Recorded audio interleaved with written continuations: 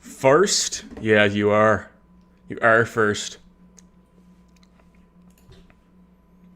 Right, fuck. I closed the... I always get this... I always get everything mixed up. What's that?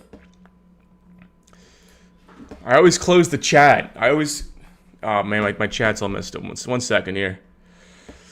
Face cam. The Gokunar has a way that it automatically does it. Every time, but I don't know. I always have to manually put it in. Why is the chat... No. There we go. That should be... That's looking nice. That's looking nice. Did I dye my hair? No. I got a haircut. I got a woke mullet. I think my hair has just been blonde as well for a while. But boys, we got a fucking we got a whole packet. I have 105 pieces of nicotine gum. Okay? 105 pieces of nicotine gum. And I have a whole case of bubbly. Whole case of bubbly. We're in for a long night. We're in for a long night.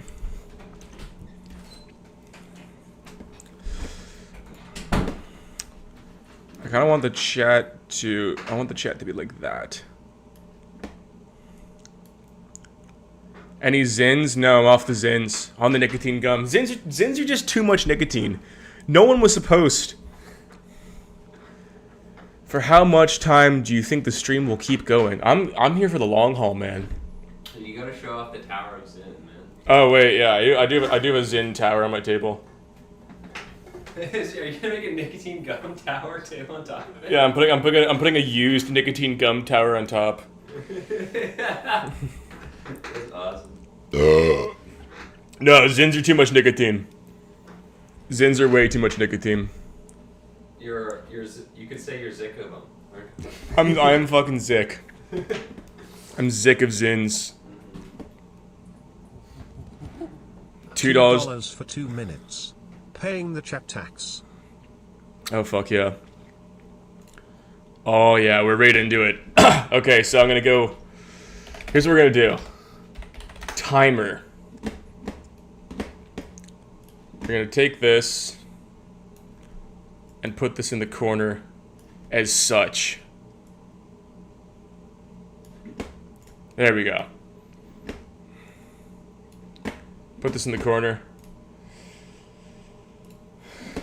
And then we're going to get the news tab going over here.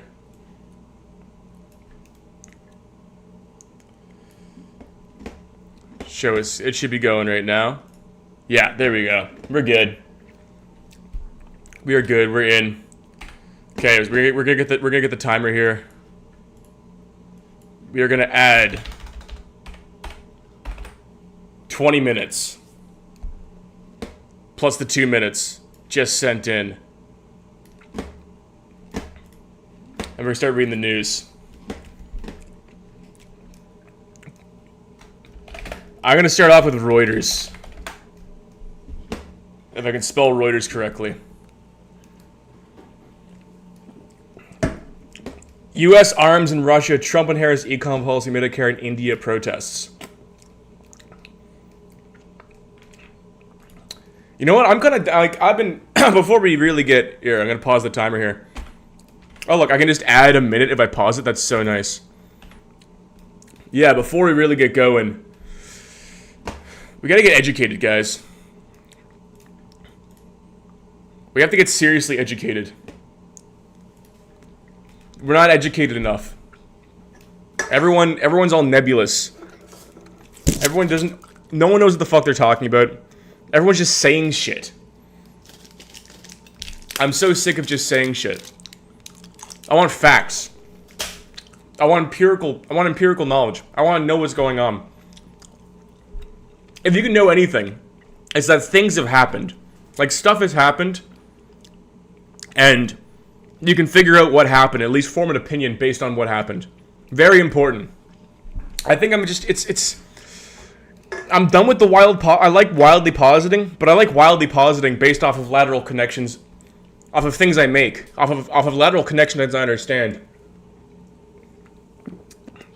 Lateral connections need data points. And if you have no data points, you can't make lateral connections. So that's what we're all about here.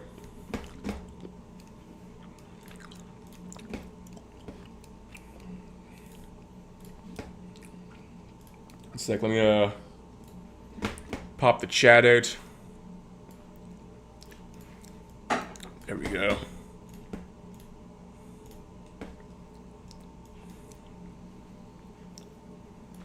Sorry.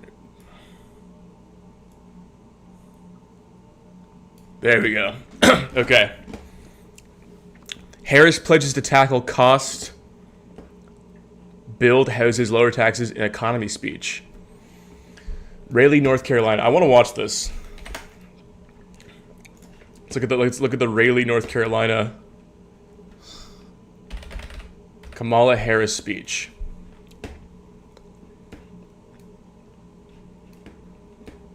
I don't want to watch the whole thing. Can I see the I don't want to see the Canadian news perspective.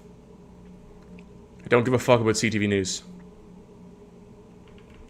Let's do it. I will focus on cutting needless bureaucracy and unnecessary regulatory red tape and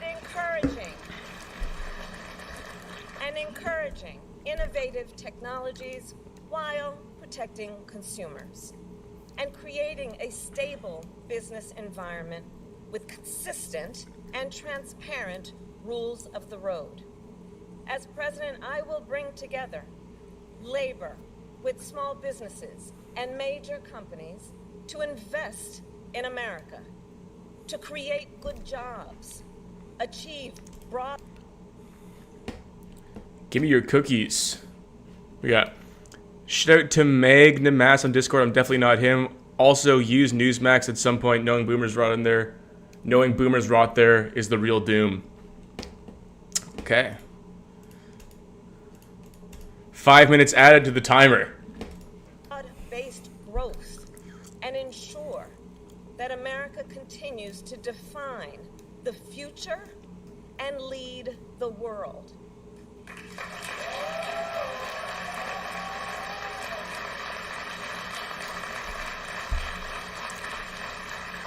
And key to creating this opportunity economy is building up our middle class. She's saying the right things. It is essential. The middle class is one of America's greatest strengths. And to protect it then, Boring, we must defend basic principles, such as your salary should be enough to provide you and your family with a good quality of life. Yeah, it's facts. You're just saying things. Such as no child should have to grow up in poverty. Love watching your vids since 2023. Thanks for all the content and have fun scrolling. Oh my god. €5. What's that, like $7? Okay, we're up to half an hour. Thank you, Jojo. Such as after years of hard work, you should be able to retire with dignity. And you should be able to join a union. Okay, I'm not getting. What is Kamala's economic plan?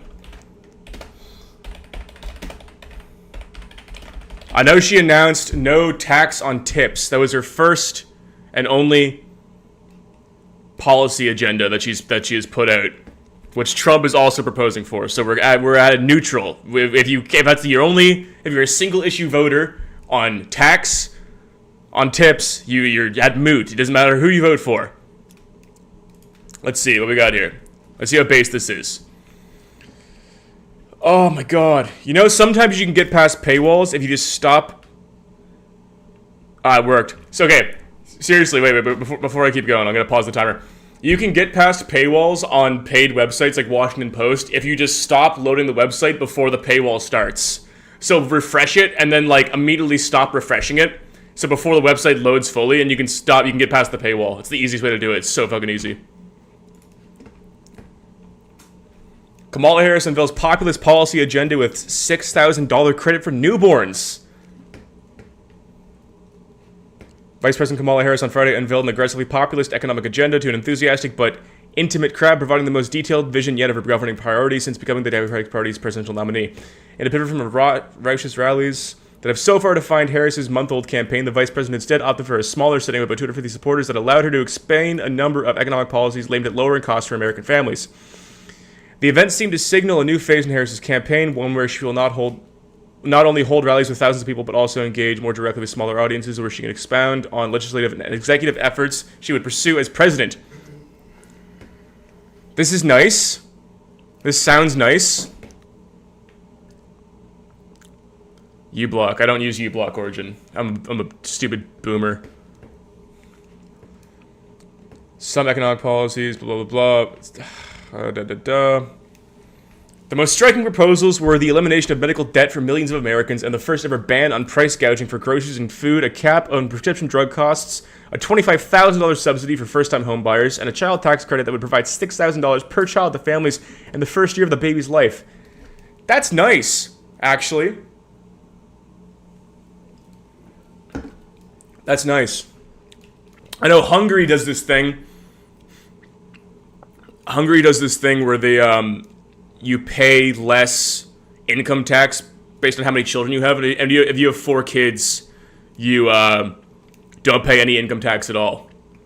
So that's kind of cool as well.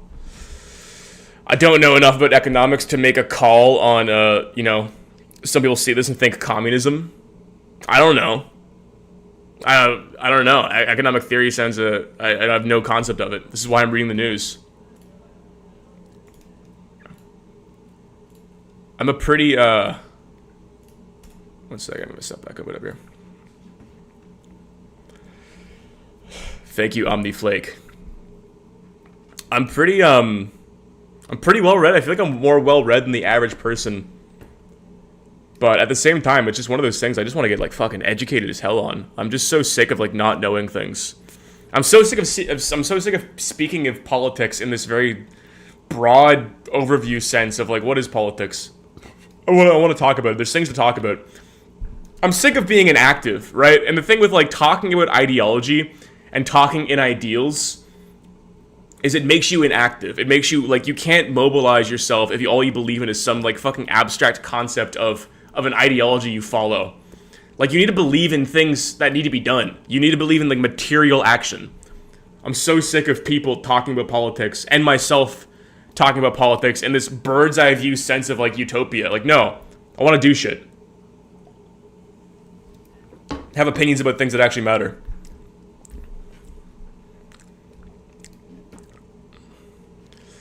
Before Friday, Harris's campaign stump speeches had largely focused on broader themes about building a better future, arguing that Donald Trump and Republicans were seeking to take the country backward.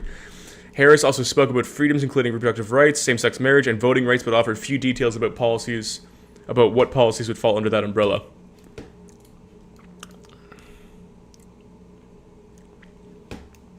Friday's remarks struck a starkly different tone. Harris immediately delved into her newly unveiled economic policies and spoke in personal detail about growing up in a middle-class household. She spoke of her mother saving up for well over a decade to buy a home and working at McDonald's while she was in college to earn spending money.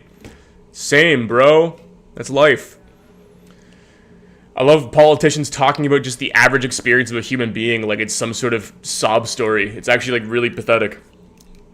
Harris's policy positions have evolved and changed considerably from when she first sought the Democratic presidential nomination in 2019.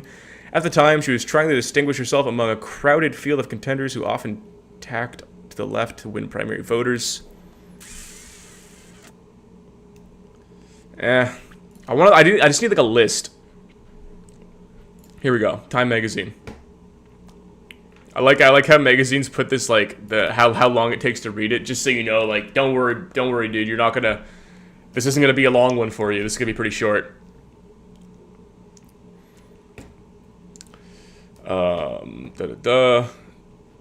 6,000 per child. First ever federal ban on grocery price gouging. Expanded down payment assistance for first-time homebuyers. read more. Inflation has fallen in recent months from a peak of 9.1 in June. Well, light on details of how it would work. Harris's proposal to impose the first ever federal ban on price gouging in grocery stores is designed to draw voters' attention. Harris said she would authorize the Federal Trade Commission to levy substantial fines against grocery chains that implement excessive price hikes. The campaign declined to share additional information, such as how Harris defines price gouging and excessive profits, and whether the proposal would require working with Congress to pass legislation. My plan will include new penalties for opportunistic companies that exploit crisis and break the rules, Harris said. We will support smaller food businesses and are trying to play by the rules and get ahead. We will help the food industry become more competitive because I believe consumption is the lifeblood. Oh, because I believe competition is the lifeblood of our economy. More competition means lower prices for you and your families. Favorite YouTuber ATM, we should keep him doom scrolling for 12 hours. Folded hands, also use an ad block WTF. Folded hands. Thank you for the €5 there, Lewis Docking. Let's throw 7. Back up to half an hour. 7 minutes on the timer. I think what's the euro to American or the euro to Canadian conversion?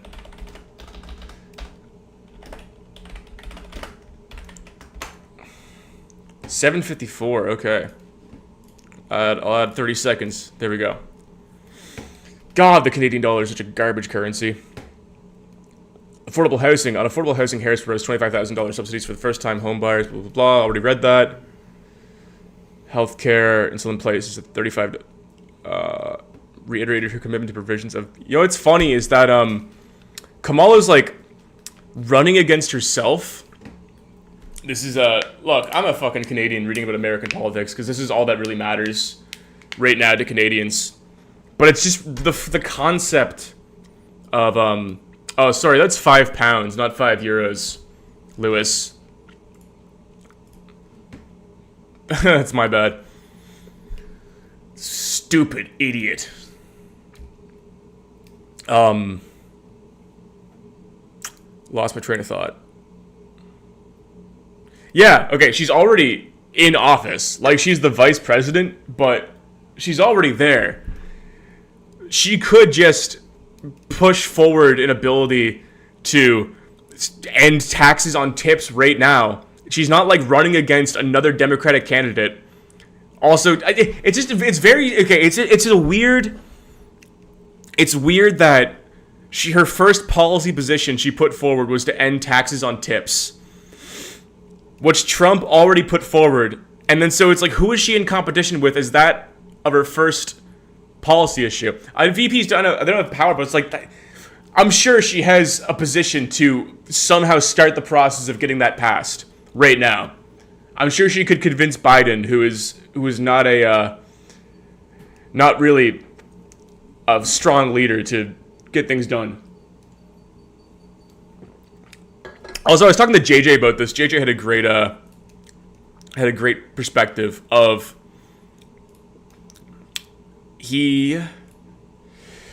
it's because people complain about Kamala being like not elected, like there was like no one voted for her to be the head of the Democratic Party, but it kind of shows like he I don't know, in his opinion, he said that it shows a better commitment to politics in general and not just a leader, is that they pushed Biden out. They're not like a cult of Biden the same way the Republican Party is a cult of Trump. Right? Like Trump, like the Republican Party is a complete personality cult over Donald Trump. And going against Donald Trump is like political suicide right now for a right-winger. So it's really funny that people see that as like less or people see the fact that Democratic Party, or that Kamala's running the Democratic Party, as less democratic because she didn't get any votes to become the primary candidate. But Trump is fine. It's very dumb. And also, there's still going to be a vote at the end of the day. You can still vote. You can still not vote for Kamala if you don't want to. I would love to talk about Canadian politics, but that is just not interesting right now. What else is in Reuters? I feel like we got the most we can into that. Now you know. Now we're educated. Come on. It's beautiful. Whoa. Palestinians describe brutal West Bank settler attack. Vote for RFK? That's a safe. That's based. I mean, even Joe Rogan couldn't come out hard against Trump. I mean, I feel like Joe Rogan's not a Trump guy. I know he didn't vote for Trump in the 2016 election. Or did he? I think he's voted for the Libertarian Party for the last 2 years. I don't think he's ever voted for Trump. And in 2020 he voted for the Libertarian Party. So, him voting for RFK this time. But he didn't even, like, he didn't, like, condemn Trump, or he wasn't, like, he didn't really say anything. He was just like, oh, I'm voting for RFK. Because it's like his base is so... Joe Rogan, not his base, his audience is so, like, Trump-y. I don't know, like, very pro-Trump that I'm sure he's going to catch a lot of flack if he comes out and he's like, oh, fuck Trump. But... it's annoying. You have a pirate accent? Do I? Just joining her Joe Rogan off to a good start. Rogan comes hard every time. Who do you think is winning this year? I got my money's on Kamala. My money is absolutely on Kamala. Also, if you wouldn't mind, if you could take the time out of your busy schedules to like the stream, please and thank you. I want to read about this. We said a 38-year-old father of 5 was at home in the West Bank village of Jit when his house was torched by a band of Jewish settlers, some masked and wielding Molotov cocktails who stormed in on Thursday night. Jesus Christ. He said he escaped with his family with only minutes to spare. When he returned, he said the settlers were jeering and taunting him, saying, "We'll come back and kill you," and telling him to go to Jordan or Syria. Local people said more than 100 people took part in the attack, many wearing masks and clad in black, and appeared well-coordinated, dividing into groups armed with guns and others throwing stones and Molotov cocktails. I was lucky. It was a matter of minutes between life and death, Seta said. Video shared on social media showed cars and houses ablaze, and Palestinian emergency services reported that a 22-year-old man was killed by gunfire from the settlers. The Jit attack was larger than recent raids by West Bank settlers, but was hardly unique, with violence against Palestinian villages already on the rise as settlement building has spread unchecked across the West Bank. Since the start of the Gaza war, they have picked up even more rapidly between October 7th when Hamas-led fighters attacked Israel, and this week the United Nations Humanitarian Agency, OCHA, recorded around 1,250 attacks by Israeli settlers against Palestinians, around 4 per day. Damn! That's crazy. Of these, around 120 led to Palestinian deaths or injuries, and around... Jesus Christ. These are just regular Israelis killing Palestinians? I know this goes on, but like 120. This isn't like IDF though. This is just random. Let's see if I can find some videos of it. Let's go Al Jazeera. Fuck it.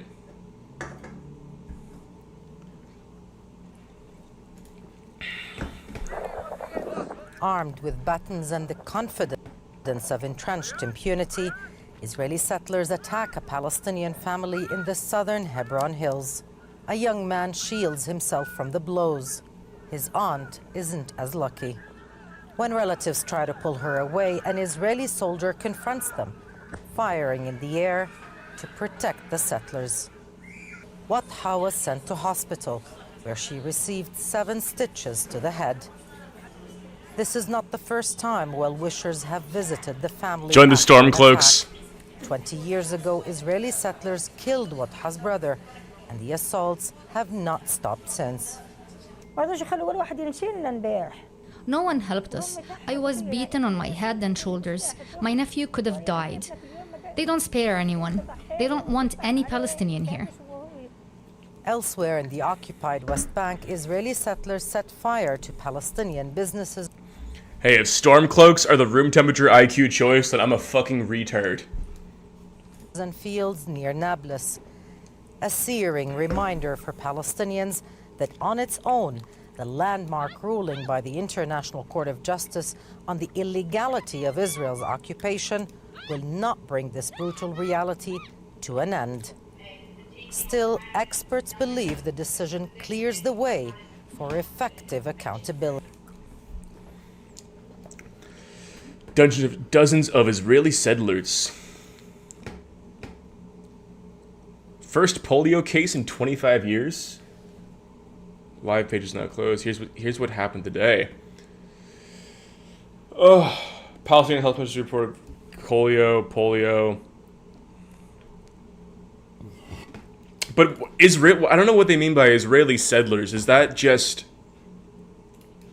Are these just random people? Are they like IDF affiliated? Homes and cars set ablaze and one person killed. These were the scenes after an assault by dozens of Israeli settlers devastated the Palestinian town of Jit in the occupied West Bank. The head of Jit's village council says more than 70 armed settlers invaded the town, firing bullets and tear gas at residents before setting a number of fires. The Palestinian Authority's Ministry of Health has confirmed a 23-year-old Palestinian was killed in the attack after sustaining a chest injury. Israel's military says authorities are looking into the death and that one person was apprehended for questioning over the rioting. A statement from the office of Israeli Prime Minister Benjamin Netanyahu has condemned the violence. The IDF... I know they've been pushing back the borders of the West Bank for a while by opening up property development into the West Bank. You can see it on maps. This is still news. I'm not going to dick around on maps. I'm sticking to my word. I will... If someone donates $100, I will read the news for 2 more hours. Also, if you want me to go on some like crazy website, you can do it. It's in your power.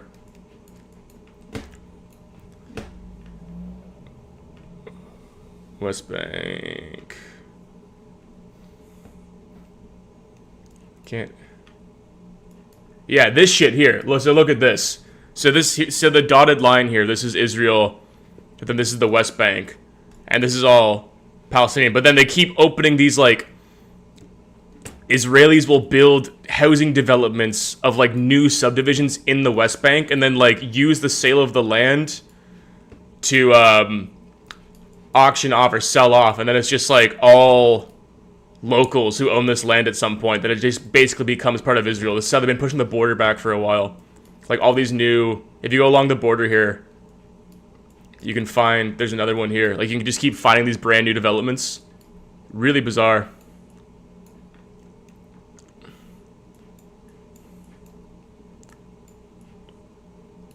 Well, not bizarre, that's the wrong word. It just makes perfect fucking sense. It's not hard to believe.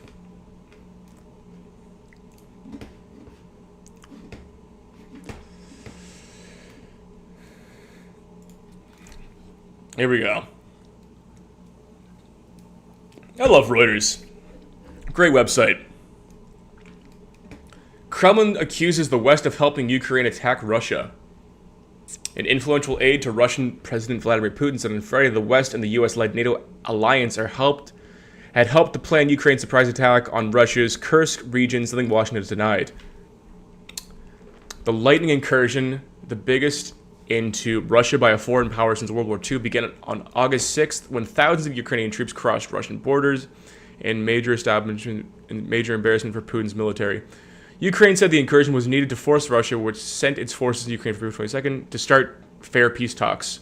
But the United States and Western powers, eager to avoid direct military confrontation with Russia, said Ukraine had not given advance notice and that Washington was not involved through weaponry provided by Britain, the U.S. Russian soil, influential veteran... Fuck, this is interesting. This is interesting.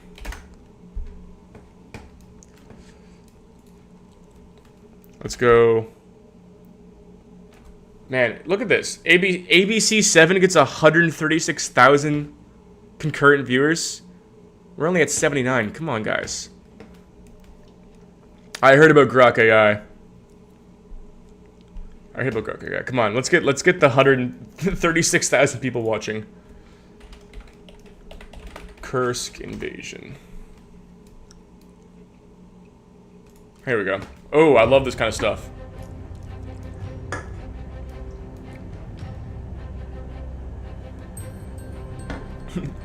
Can you guys believe all these crazy events that are unfolding? Oh!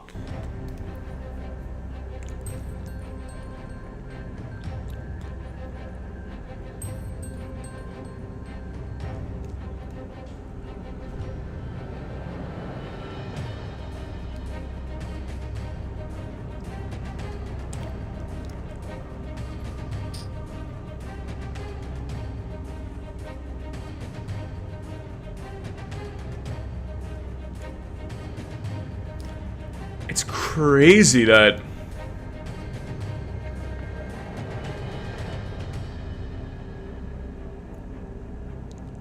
It's baffling that Ukraine has the power to do this.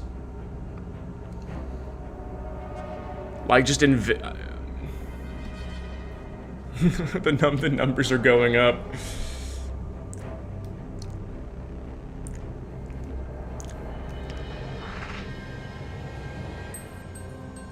It's insane that, like, just objectively, I'm not making a judgment call here. But the fact that wait, I gotta see the end of this actually. I gotta see this little gap close. This is really satisfying to watch.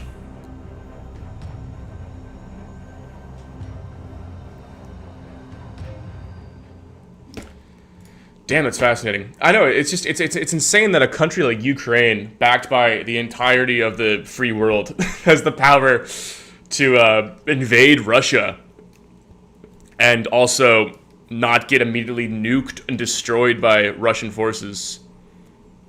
Which I guess, I don't know what Russia's doing right now. A Ukrainian soldier tweaks a road sign inside Russia, changing a village name to give it a Ukrainian spelling.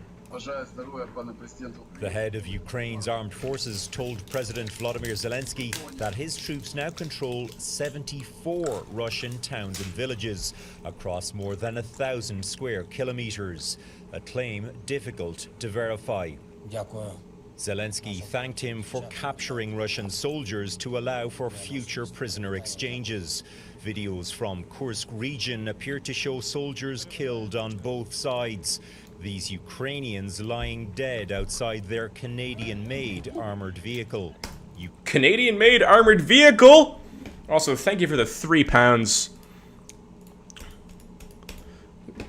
5 minutes back up. Ukraine says it has no intention of taking over this part of Russia, only to protect its own citizens from cross-border attacks. So I think the most important are political reasons and political goals. This Ukrainian MP says Put your message, I'll just read it when you send it through. he's not worried about the strong response that Russian President Vladimir Putin has promised. We want to win the war. And if you want to win, you can't win when you are just afraid of what your enemy will do. How long and how far Ukraine can stay inside Russia could be key to the next stages of the war. If they can force Russia to divert the forces, if they can capture more Russian soldiers, gain more bargaining chips, then this could prove to be successful. The US says it had no involvement in the planning of the surprise attack. Moscow is now keen to portray itself as a victim in the war it started. We haven't heard a word of condemnation of these actions from... I don't know what Russia's doing. I mean, it makes sense if Russia just sucks. Someone mentioned that. It's not hard to believe. All right. I mean, if it is just a war, it's coming up on 3 years this winter. It's been 2.5 years. If Russia is just, if it is a war of attrition and Russia is just running out of resources, I know Iran is kind of sending them stuff now. I'd read that recently. This video shows a group of Russian soldiers surrendering to Ukrainian troops outside the Russian border town of Sudzha. The surrender came during Kyiv's biggest attack on Russian soil to date.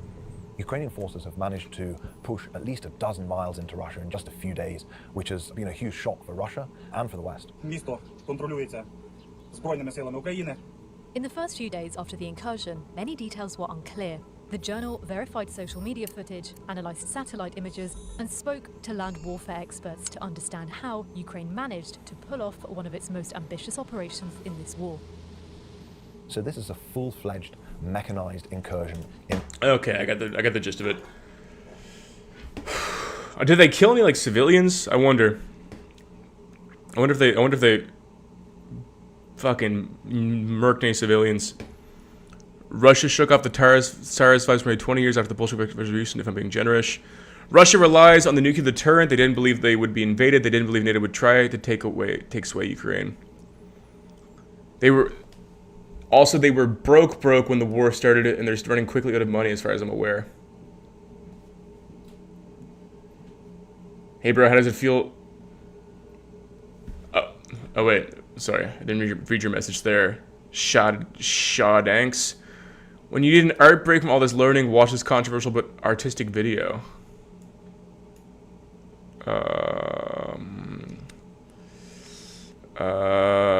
Just remind me and resend it. I'll bring it back up.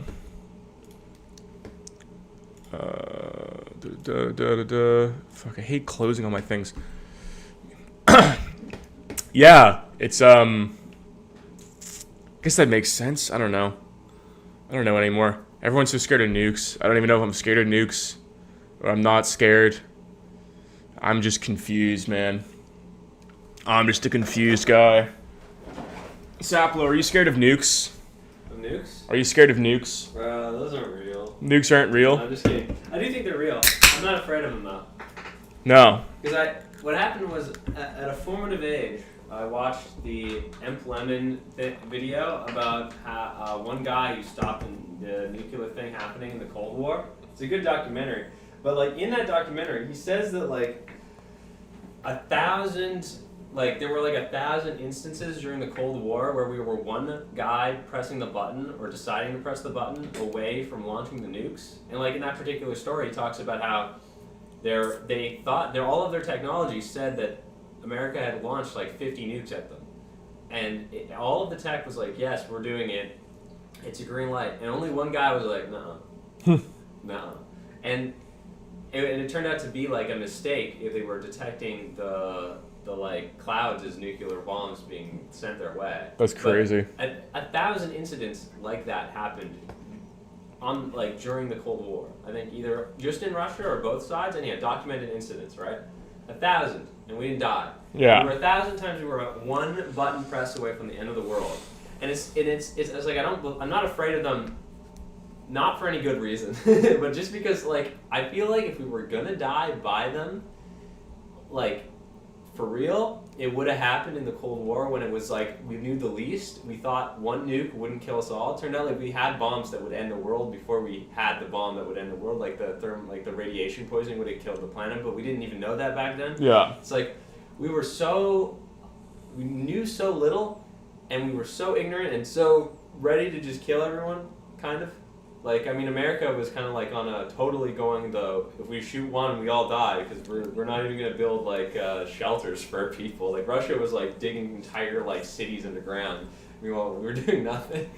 So I just think it'll never happen. Like, it could happen, but the thing is, it's like, when there's something so existentially damaging like that, it's like Russia doesn't need a reason to launch a nuke. It doesn't. It can. It can at any point. One guy in the Russian army, whatever, Putin can just flip a coin one day. Putin could be diagnosed with cancer and then decide that we're all dying with him. That's the biggest fear for me, actually, is that one of these people is just like already on at the end of their life, and that's when they'll decide to fuck it up for everybody else. But think about it like that. If somebody goes, we're doing that. There's times where Richard Nixon would get like blasted, like super drunk, and would be like yelling for the like button, the phone to like not nuke. Oh, that's awesome. And his subordinates would hide it from him, so he wouldn't nuke Russia. Like, you think that someone in like the Russian line isn't going to step and be like, Putin, we're not doing this. And let's say it happens. Well, we're all fucked anyways, right? So is it even worth? It's not like worth thinking about in my mind, because it's like, yeah, obviously, you know, like, oh, what if Russia invades Ukraine? What if it's like, oh, they're gonna nuke everyone? No, they're not gonna. Nobody's nuking anybody, right? So the only person who's gonna do it is a mentally insane person with too much power, and all that takes is like, that's totally out of my control. Yeah. So it's like, it's so existential, and it's so like everyone understands we all die if you do this. Like every single person gets it. Yeah. Right? That it's like I have to not worry about it, because if I'm gonna worry about something that will kill us all. Right? Yeah.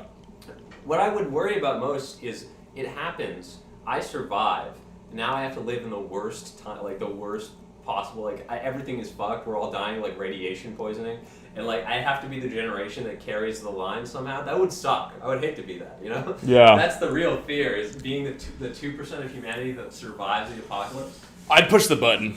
You push the button. Yeah, if I got that call, I'd be like, yeah, let's do it. Yeah. I wouldn't hesitate at all. Yeah, so it's like, but it hasn't happened. That's the wildest thing. And it's like the people who are in charge of actually pressing the button, not the person who tells the order, but the person who does it, they're all people who would do it if they're told to by the right person, right? Yeah. And it's insane to me that hasn't happened yet. So I just think it can't. It's like obviously it's not fated to be, or it is, but it's such a binary choice that my mind kind of ignores it. So I'm not really afraid. Like obviously, if I think about it, yeah, I'm terrified. It's like, oh my god, I could die at any moment. But then when you think about it, there's maybe a beauty in that. You're like, oh well, literally every day of now since the Cold War has been the last day you could be alive, and everyone on the planet could be alive. Because it's your last day. Today is your last day. Like you can think about it like that. But I'd like that. I kind of want to like watch a nuke happen. It could happen. You know, it could happen at the perfect time. What else? When is the perfect time to launch a nuke? That's the real question. Right before I die. I want to like die of cancer like the second the shockwave is about to hit my face, so I can like watch it. It'd be so cool to watch like New York be blown up, and then like die before you feel pain. You'd just be like sick. Yeah, it'd be awesome. It'd be so good. Nah, you know what? That's cool. I like that. This nicotine gum doesn't work enough. Oh, yeah. Anymore. You just gotta go cold turkey for a bit, and then you'll be fiending for it. Yeah. Okay, back to the news. Is there anything else interesting happening recently? What do we got? Username taken 4753. How would you describe your political views? I'm a far-right extremist. I'm a moderate conservative extremist. Unions suspend strike on BHP's Chile copper mine. Boring. I'm gonna let's look at r/news. r/news is the worst fucking Reddit on the planet.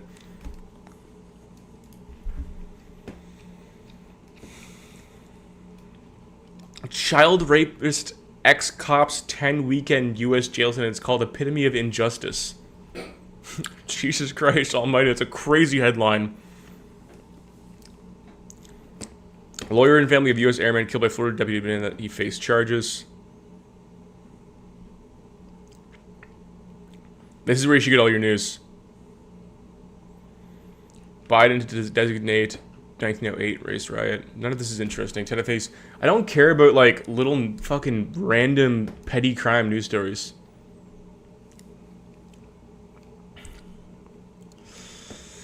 Jury convicts white Florida woman in fatal shooting of her black neighbor during ongoing dispute. Man receives 143. This is stupid. This is what r/news is. This is not even news. Undercounts bird flu. Kidnap. This is like true crime. This is what the average Redditor thinks news and politics is true crime. I'm working on a video right now, actually, that's like r/world news is fully zogged. Actual information warfare going on there. You can tell because no way this many people care about the Middle East. Yeah, it's just non-stories. It is like, I'm doing a video on this right now, actually. I'm doing an anti-conservative video. I'm gonna do a chud dunk.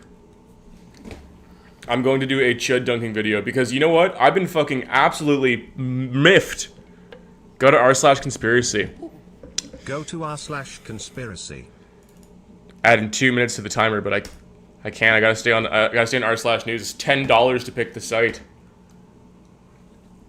I don't make the rules. I'm doing a chud dunking video right now, actually, because conservatives have been driving me up the fucking wall over the past like 4 years, but it has really come to a head in the past like 6 months. How just useless and spineless conservatives are. I'm so sick of it. As somebody who is like has always described himself realistically as like a moderate conservative, just like boomer. You know, I'm just a fucking dude. I'm like, I have the politics of like a frat bro.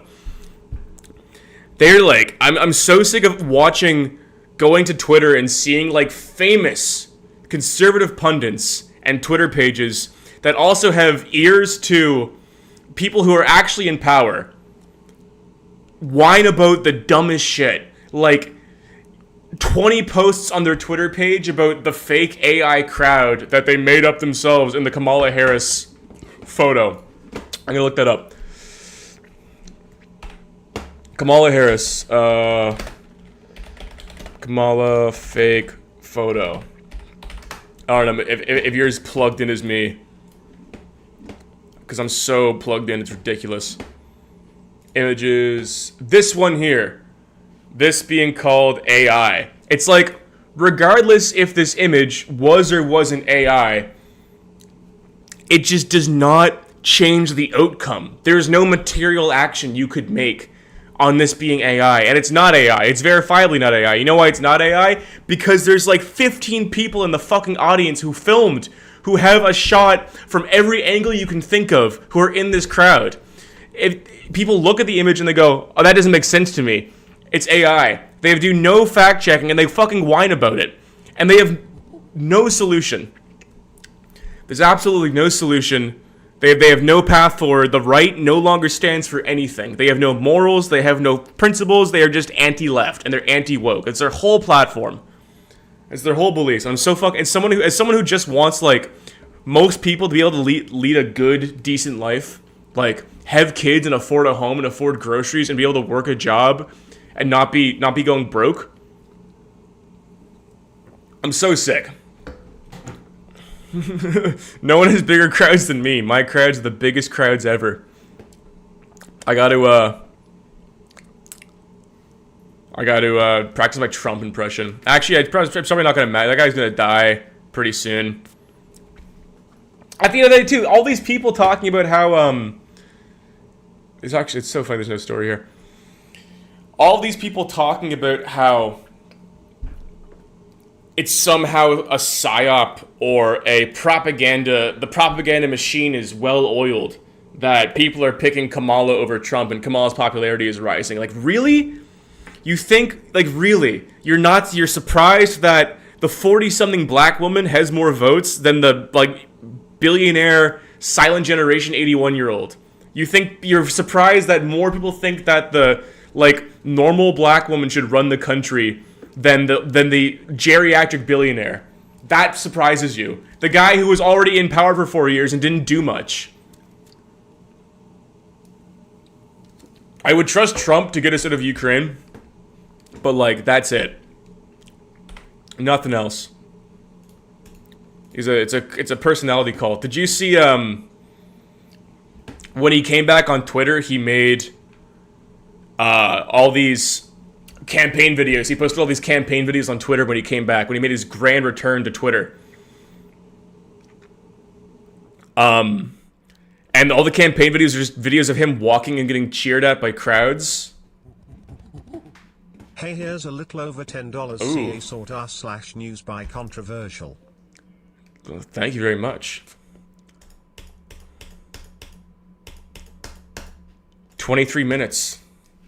Sort r/news by controversial. Post 2018. Indian woman, white. Yeah, I know she's black passing. At the very least. She looks like, I could picture Kamala Harris being, is it hot? Sort by, how do I sort by controversial? Can someone tell me how to, Kamala's 60? There's no, what? One second here, before I go back to that. Am I getting dunked on? Oh my god. Built for BBC. Oh jeez. Okay, 50 still. She's still 22 years younger than Trump.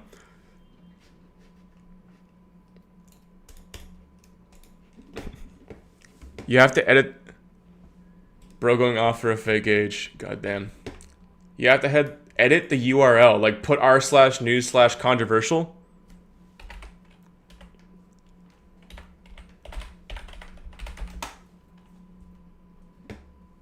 Oh. Is that it? Did I do it?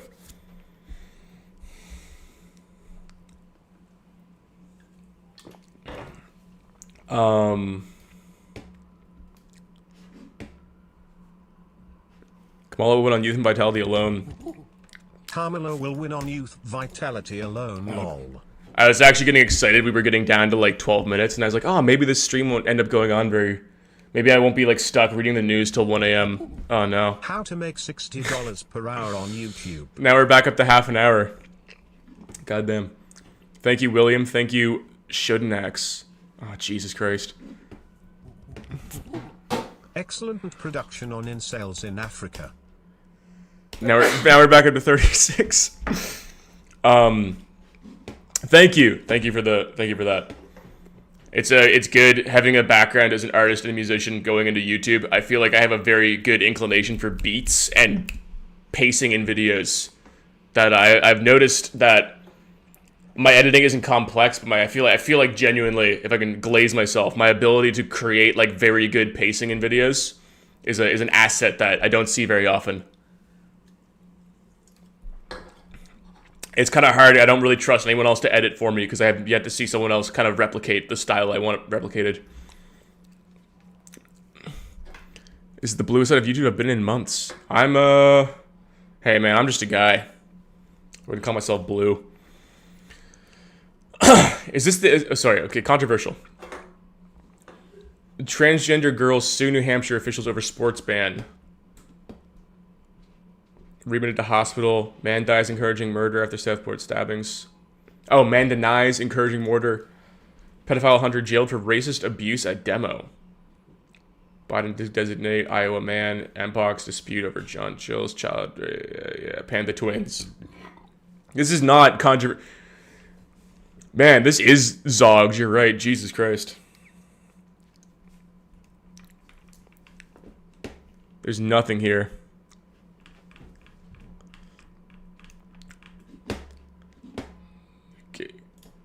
What if I go on what if I go on 4chan? What if I go on 4chan poll? There's like pornography ads on that. Is there? Yeah, so just be careful. Or just regular porn too, not ads. Can I blur it? You could blur the screen, but I don't know if you can. Yeah, just be careful when you're on that. Not all the boards, but like I'm pretty sure poll has. Poll will have porn.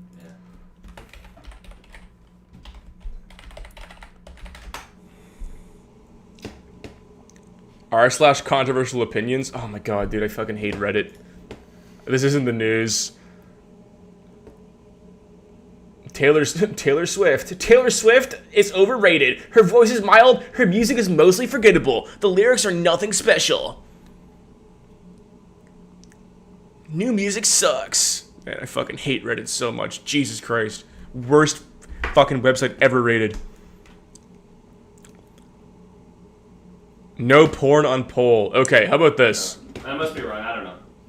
People are saying no porn on poll. I'm gonna open up. They might be lying to you though. You should just be careful. Just make sure. Okay, I'm gonna do a separate tab over here. I just remember that I've only opened up 4chan like twice, and both times I did, there was like immediately pornography, and I'm like, how the fuck? Site Corey Stiggs. Oh my god. Okay. 1 second here. We got a website coming up. Corey's Digs. 10 minutes on the clock added. Corey's Digs. Okay, I'm opening this up on a second tab.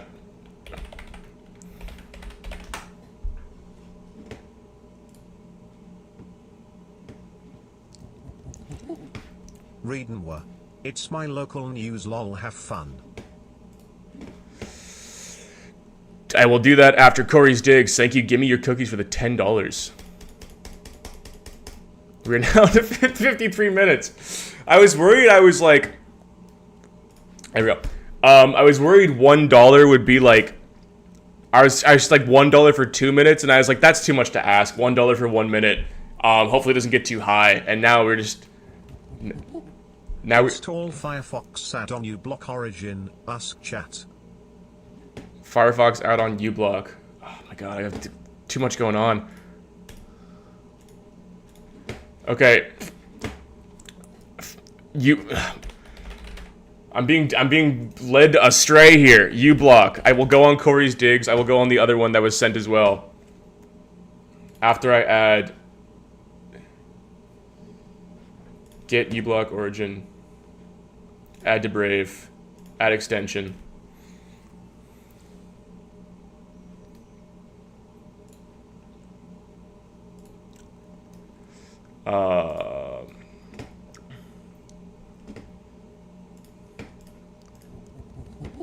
There we go. Crystal Cafe browsing, please and thank you. Enjoy. Soul Invictus, thank you for the 20. Crystal Cafe browsing. Okay, I got 3 in the chamber.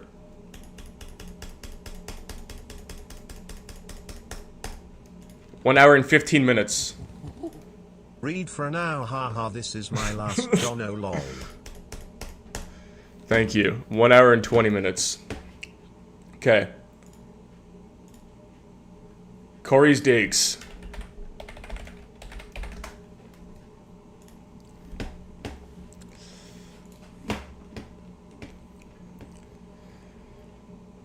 Come and tag it. I kind of... Okay. Investigative reports.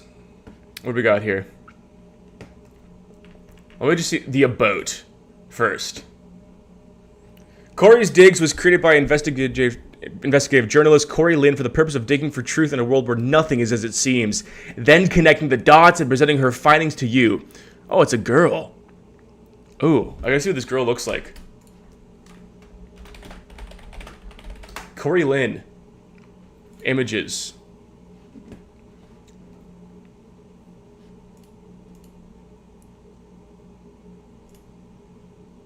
I don't know which one. Never mind. I don't.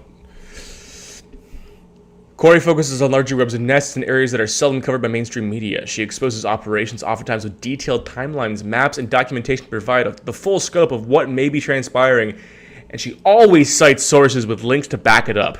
A message from Corey. We have been spoon-fed twisted narratives and deep forms of manipulation for centuries. Yes, centuries. It was much more difficult to seek out truth long ago, but we live in an age where endless amounts of information is right at our fingertips. There is no longer an excuse to live in a fantasy land, turning a blind eye to the destruction happening all around us, and hoping maybe things will get better one day. It's time to pull together evidence and expose those whom have brought us to the stage of the game. This goes deep, folks. This is a worldwide web of corruption at the deepest levels and one's darkest imagination. You will not like much of what you discover, and some of it may leave you dazed and confused for weeks. But it's important information to understand in order to move forward. It's time to wake up, for many have been asleep far too long. I encourage everyone to do their own digging. Use discretion and question everything. Over time, you begin to spot the enemy. Ooh, I don't like... There's a little name the Jew here. A little anti-Semitic. Over time, you begin to spot the enemy, recognize the symbolism, see their strategies in play, and ultimately be able to quickly assess the liars and the truthers, the illusions from reality. We have been living in an illusion far too long. It's time to become aware and make others aware before it's too late. It's time to do some digging. I kind of like the sentiment of this website, actually. This is sweet. I like the idea of this. This nice woman. Here we go. Reports. Investigative reports. Rogue Food Conference, DWF, Texas. I personally attended 2 Rogue Food Conference. Found it to be very informative and beneficial. 6 viral misconceptions in clickbait. Repetition doesn't make true. Facts do matter when trying to assess big picture. Hunting the hunters, breaking into foundations and solutions. Measles masterminds and millions. Who is they? The number one... Oh, wait. What is this? What is this here? The number one question consistently circulating on social media and infuriating the minds of millions is who is they? Not who are they, but who is they? As though they is a single force operating as one.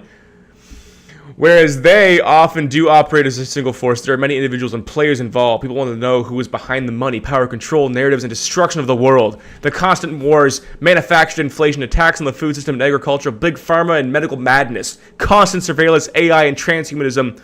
I feel like she just figured out what that word meant when she wrote this. The entire financial system and so on. It's not limited to 1 or even 10 countries. It's a global agenda that goes back centuries.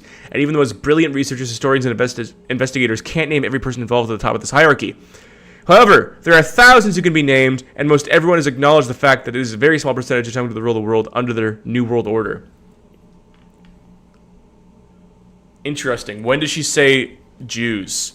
I know, hey, I can't stop. It's supposed to be depressing. I'm doom scrolling. There are several people. Let's just go F3 Jews here. Let's just do that. How about that? Oh, she never says it. I'm picturing like they, like the triple parentheses they. Deep state, global cabal, Illuminati, shadow government, blah, blah, blah, blah, blah, playbooks.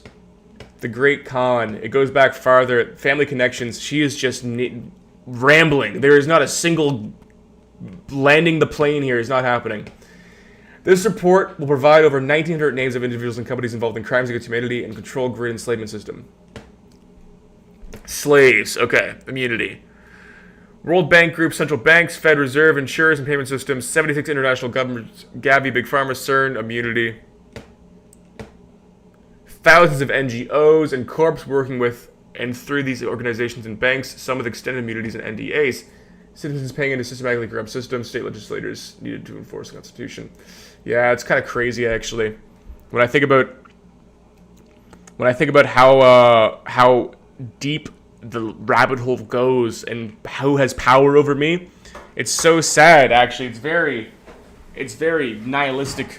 It gets me very nihilistic to think that no matter, there's a world where I have millions of subscribers and I have money and I'm doing great. I'm, top 1.0000001%, and I'm still just a fucking slave. I'm still a fucking ant. If only I was born with the right last name instead of my wretched Scottish English last name.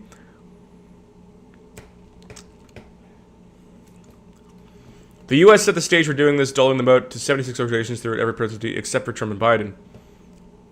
Who is they? Did she not say it? She just says, wait. This kind of feels ridiculous. This kind of feels like rambling.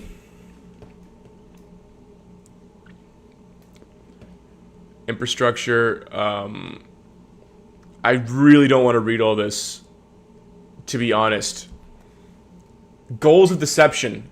How they operate and lists of who they are. Goals of deception. What is this? Within each agenda, and there are many, the same players can be seen carrying them out. It's a pretty big indicator of who's running this theater. It's important to note that there are also key players in countries whose names may not be mentioned, although their companies have made these lists. Explore voices. What is this? Is just a picture of like climate change stuff or what? Bill Gates is a real quick way to see a list over many of which are involved in the agenda against humanity. Everyone from David Rockefeller, Michael Bloomberg, Mark Zuckerberg, Elon Musk, Michael Milken, Sam Altman, Edgar Bronfman, Victor Pinchuk, Richard Bronson, Mark Bienoff, Sheikh Mohammed bin Sa. Brave browser is insert EMP and meet ads in your. Wait. Yeah, let's scroll and explore all the @Go Such a Movement Twitter page when you get the chance. Thoughts would be appreciated. That is all.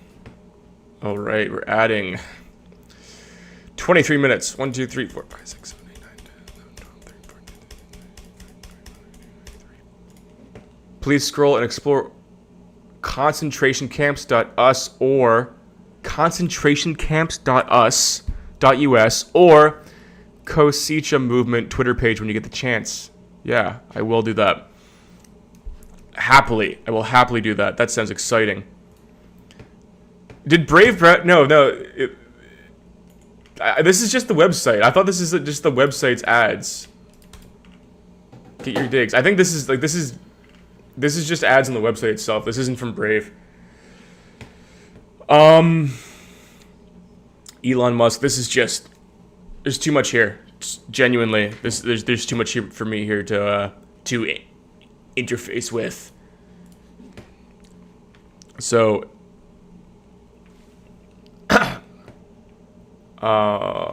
Corey's digs.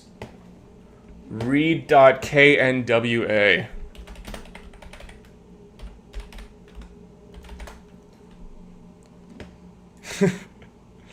Is this it? Oh wait, read, yeah, read KNWA. This is nice. Fayetteville. Where's this? Can I see a map of this?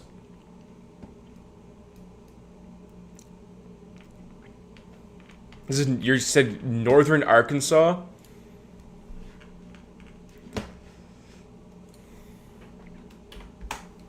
Are the meat ads still there? No, the meat ads are gone. They were embedded. Fayetteville, Arkansas. That's where I am, dude. Ah. What's life like in northern Arkansas? This sounds interesting. I gotta pause this. This isn't news. I'm using with myself here. I'm playing with myself. I'm straight jorking it on maps right now. What do we got? Oh, this is nice. Ah, dude, I could smoke weed here for the first time.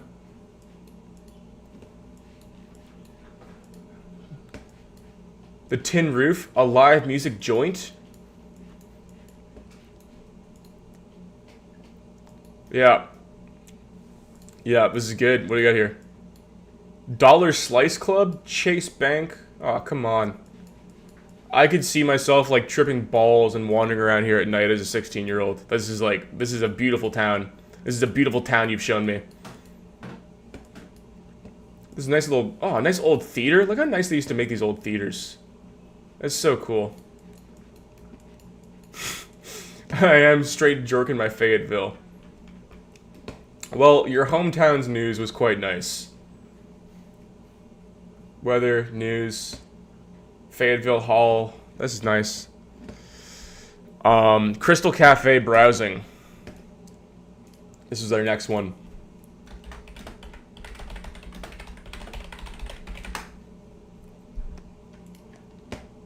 This one's not... Ooh. What the fuck is this? What is this? What did you just send me to?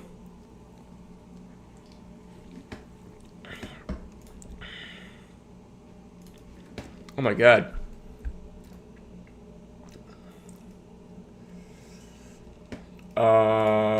Let's do this. Okay. Okay. We're good, we're good, we're good. Does this go backwards?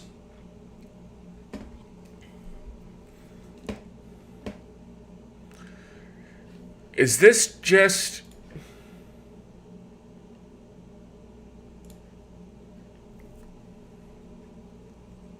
Dumont... What it... rules. Okay. Is this like a woman's 4chan?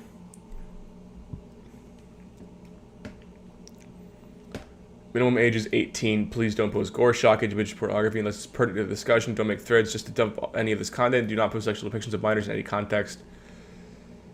Lurking before posting is strongly encouraged. Thank you for the stream likes. I appreciate it.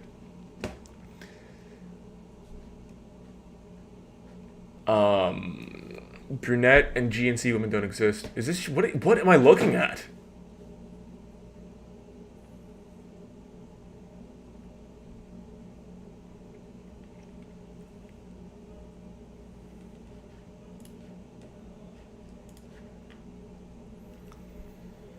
Does anyone here... Does anyone even want me here?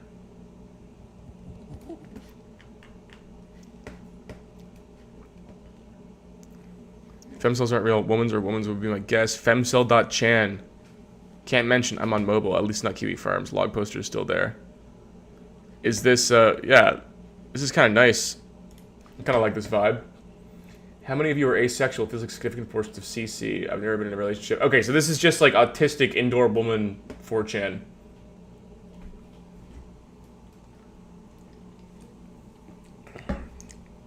And femcells.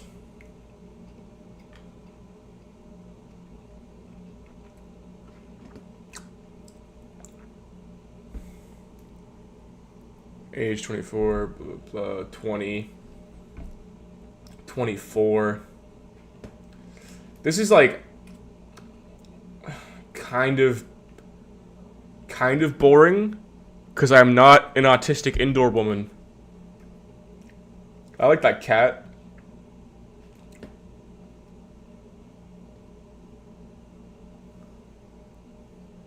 Yandir, playing my mister at school.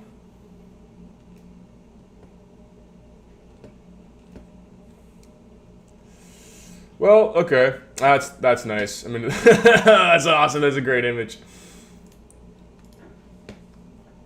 Classic. What is this? Fat Yoi Fangirl. Gravitation at levels. Damn, I love, man. This is like looking at shit I have no context of. This world was not built for me. This is a world I have no grasp of. Batshit insane bisexual lolicon. Hot topic gothic Lolita. Gamer. Narutired. Hikikomori internet stalker. No man in real life will ever love me. Underage cancer. Magical PowerPoints hurts my eyes. PLS Dark Reader. What is Dark Reader? I just realized that the watch hadn't gone. No good ever comes from knowing more about these websites. Middle age. I don't know what these words are. I don't know what Fujoshi is.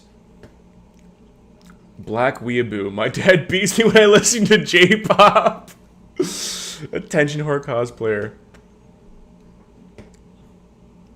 The 15 types of female anime fans. Oh my god. This is so sweet.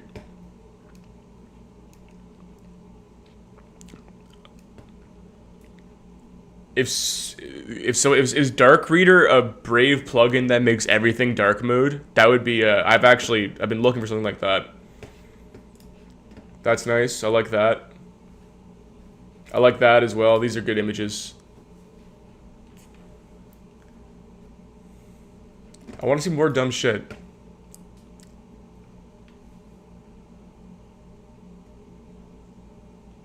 I need to see more. I don't like reading. Okay, I think, I feel like I'm coming up. Hey, that's my girlfriend.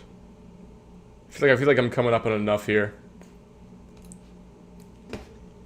There is one more. Please scroll. Okay, I'm gonna do both of these. Concentrationcamps.us. That sounds fun as fuck. What is this?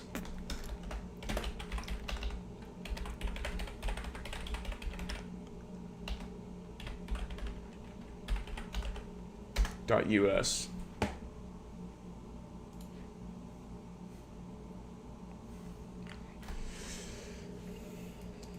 Oh my god. 2600 magazine has compiled a full listing of customs and border patrol stations, a number of which are being used to imprison immigrants, migrants, and/or refugees, many of whom are children. In the interests of openness, we are sharing that info here. Please note that not every facility in this list is being used for this purpose, but many existing camps are either at one of these addresses or are being managed there, and the potential for expansion is ever present. This is also only partial list of the total number of camps, as others are operated by different branches of the government as well as by private companies. We will be updating it as we receive and compile more data. If you have additional info to add, please write. Look at this. This is all the concentration camps in the U.S.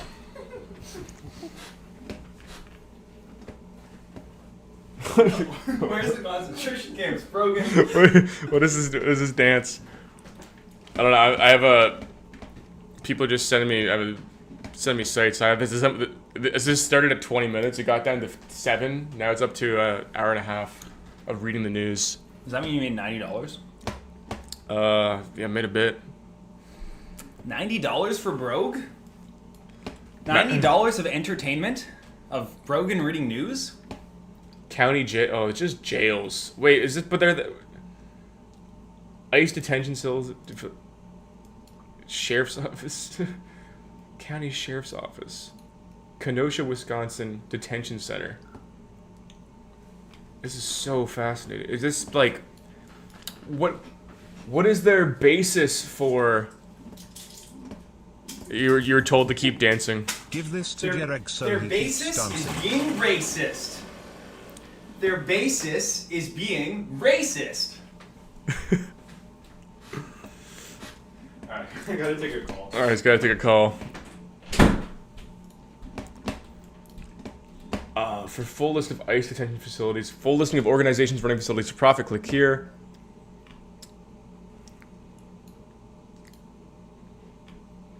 West Tennessee.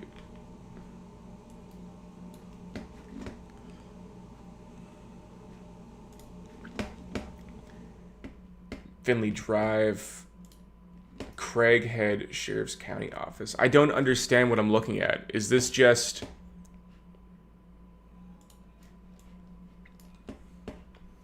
Is this just what people believe are using to...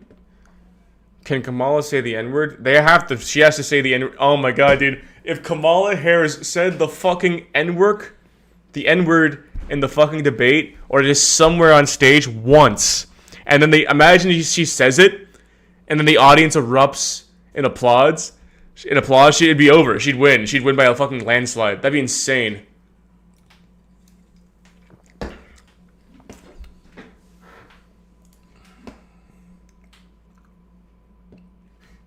Okay, but let's be real. If Kamala Harris calls Trump the N-word, he's clapping back. Oh my god! He says it back to her? Yeah, and then he wins. Soft A? Yeah. Like they're just exchanging it? Site, Lost Media Wiki.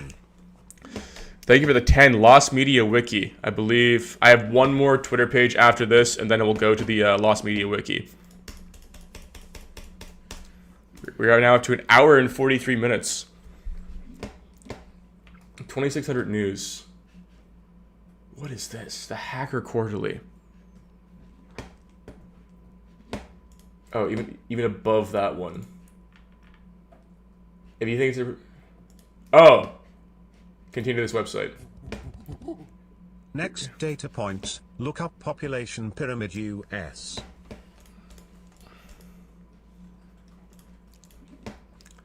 Advance. Proceed. I really want to see this. If you believe referring to these internment camps isn't a strong enough description, click here.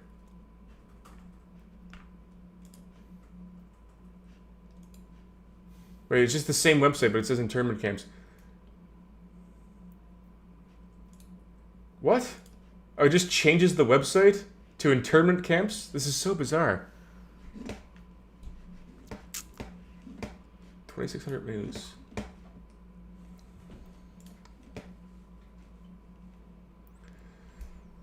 The new edition of Off the Hook from August 14th, 2024 has been archived and is now available online. Skype problems. Emmanuel and Kyle are on the road returning from DEF CON. Visual. Oh my god, this is so interesting. Middle Island, New York. Features. Payphone image gallery. Lost audio.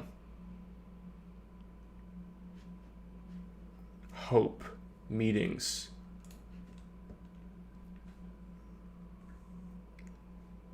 Colombia, Finland, Japan. United Kingdom, United States. Uruguay. They're just not in Canada. They're in Argentina, Australia, Colombia, Finland, France, Ireland, Japan, Portugal, Russia, Spain, Sweden, United Kingdom, Scotland, United States. Wow. But is it some sort of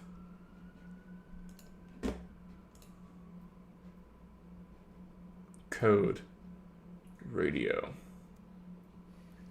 Meetings. Hope.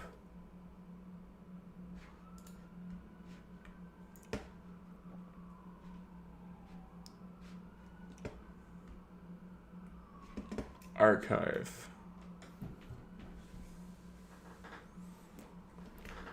I'm gonna look up 2600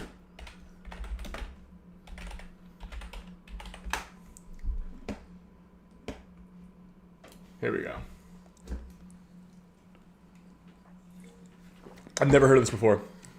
2600 The Hacker Quarterly is an American seasonal publication of technical information and articles, many of which are written and submitted by the readership on a variety of subjects including hacking, telephone switching systems, internet protocols and services, as well as general news concerning the computer underground. With origins in the phone phreaking community in the late 20th century counterculture, 2600's Associated Conference transitioned to coverage of modern hacker culture. And the magazine has become a platform for speaking out against increased digital surveillance, advocacy, personal digital freedoms. Based alert.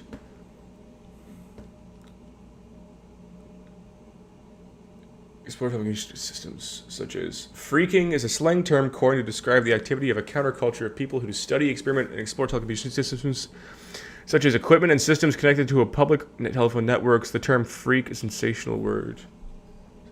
Okay.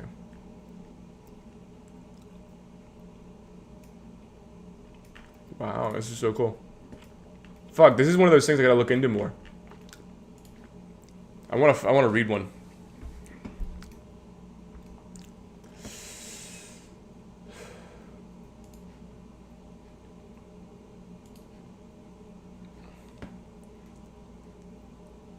Download MP3. Is it like an audio thing?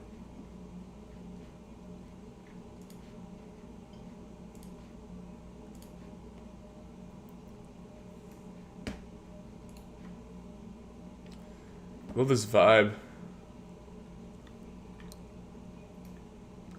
Damn. This is cool. I would like to know. I still have yet to find out how.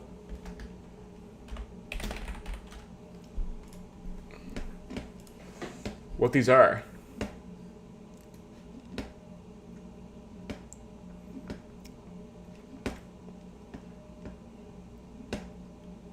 But many existing camps are either at one of these addresses or are being managed there, and potential for expansions that are present. You can just call these numbers.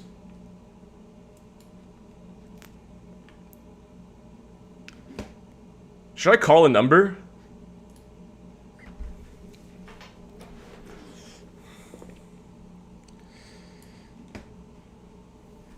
$10 and I'll call one of these numbers and ask if they have migrants locked up in their facilities. I will keep going. I will go through all of them and then do it until I find one.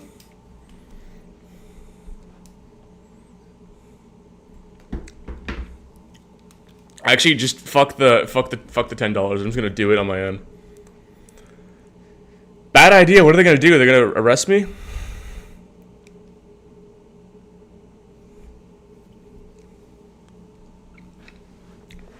It's not fun. I'm just like interested what they're going to say if I call the Mobile, Alabama. We got.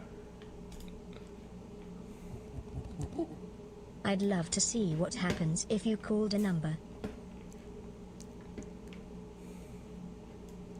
Mobile, Alabama. Okay.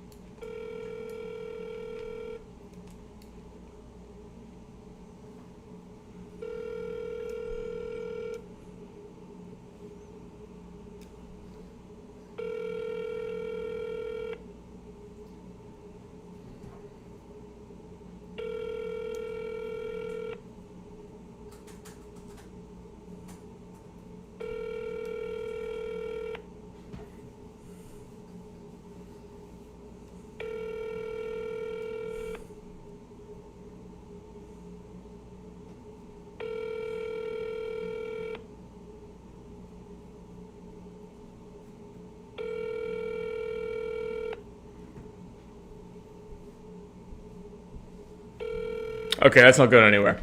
Let's pick one. I'm worried that some of them are going to be closed, actually. Let's go east. Federal detention. It has to, yeah, it's late there. I can't. It can't be like a city. It has to be like a small one where like it's one guy is gonna pick up. Okay, let's try this one. Port Angeles Station. Actually, let me see. I gotta see what these symbols mean. ICE detention, CBP stations, the Geo Group, for-profit core collaborators. CBP stations. Okay, let's call the Port Angeles one.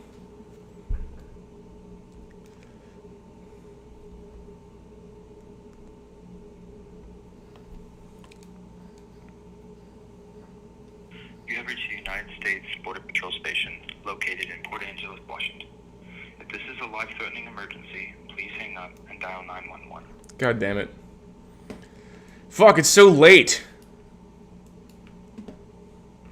Come on, give me like the Lake Charles Station.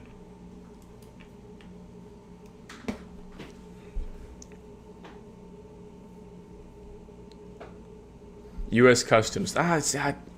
What was that one in Alabama, though? Like, why is there one in Alabama?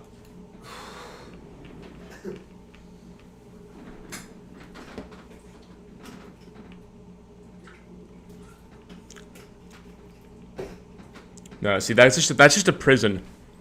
I know, can't even goof. Shake my fucking head. Shake my motherfucking head, dude. Mobile station. What is this? What is this? Border protection. Ah, I thought it was like a police... Okay. Sorry, I thought they were like police stations. I didn't realize they were like prisons and border... Correctional center. Okay, I believe there are illegal migrants in the Border Patrol station. Let me go back to like the Baden... What is this one here?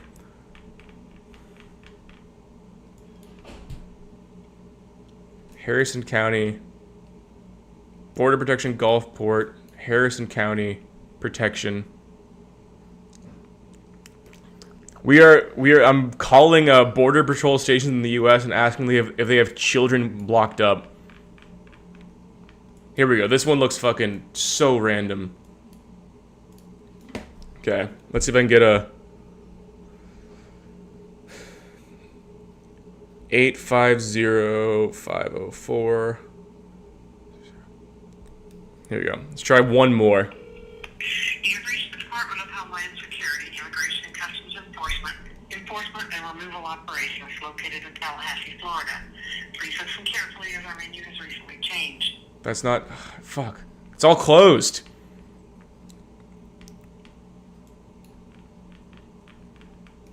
Come on, this one's so random.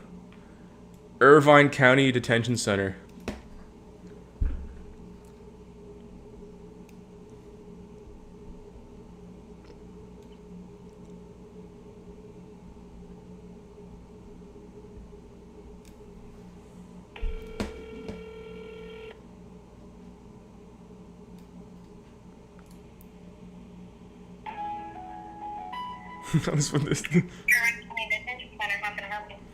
Hey, how you doing? Good, how are you? I'm doing excellent. Thank you for asking.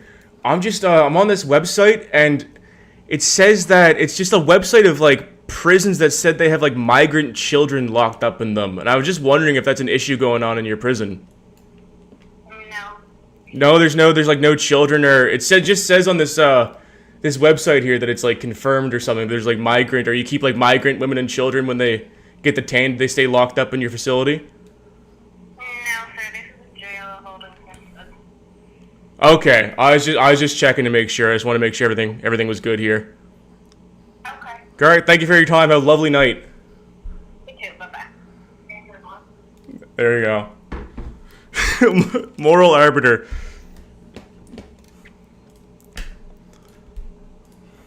Ah, she was kind. I wonder if she... Yeah, I wonder what she thinks I am.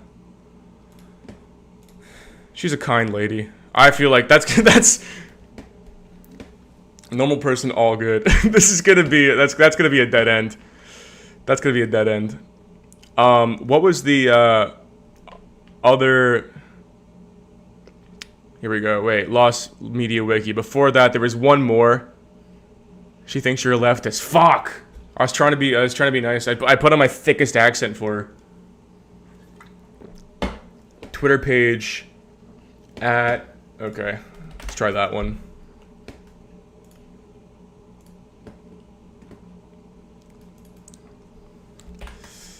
At COSECH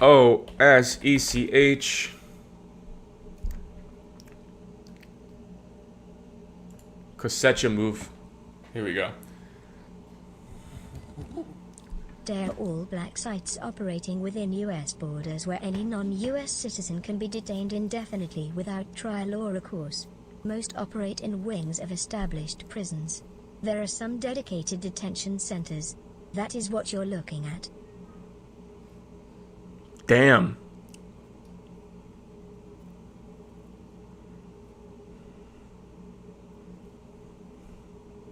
That's fucking... You mean Greg? I thought Greg was still behind me. That's so interesting. Wait.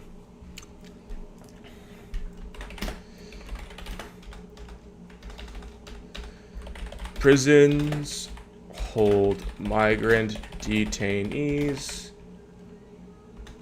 for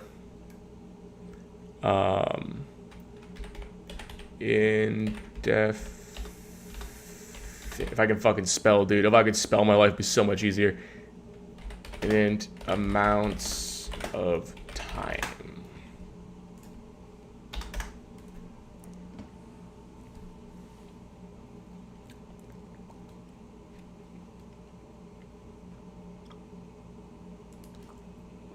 Interesting. Wait. Wait, we're cooking now. We're cooking now.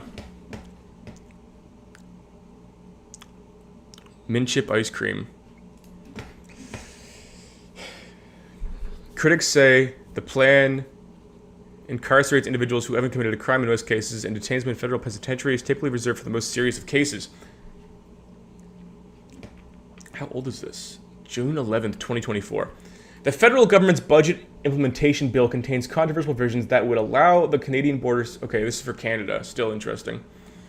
To use federal penitentiaries to hold migrants in immigration detention. The move comes after the provinces refused to renew agreements to house immigrants in provincial facilities until the federal government can modify existing holding facilities and high-risk migrants. Civil society groups have opposed the plan, and several senators are trying to get the government to remove these provisions from the bill. I think dealt separately. Immigration detention is a measure of last resort, reserved for people who pose a risk to the security of Canadians. This includes individuals who have been charged or convicted of serious crimes. He says alternatives to detention are in place and used by the CBSA in most cases. Comeau adds the provisions in the bill would ultimately... see, Canada's all softball. I want US. Here we go. The crisis of mass immigration detention exists in the United States, which is home to the world's largest immigration detention system. The immigration detention system is legally classified as a civil rather than criminal, and therefore non-punitive, yet it mimics the criminal incarceration system and holds detained individuals in punitive prison-like conditions. Within immigration detention centers, there are increasing reports of recognition of civil and human rights abuses, including preventable in-custody deaths. In this paper, we propose understanding the public health impacts of detention as an accumulation of mental and physical trauma that take place during the entirety of the detained immigrant's experience, from migration to potential deportation and removal. Further, we explore the social structural determinants of health as they relate to the immigration detention, contextualize these determinants within a human rights framework, and draw parallels. Okay, this is just the fucking abstract.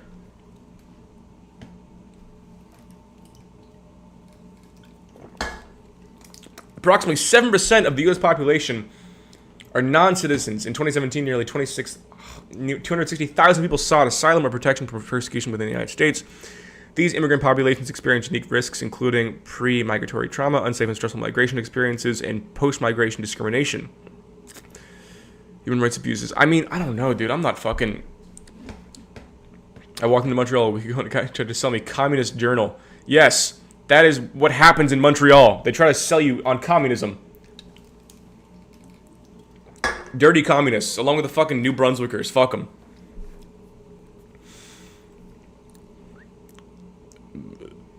This is fascinating. I mean, I did not know that they just did it all over the world. Better immigration crisis discussion F1 TP9G7K8. What is this?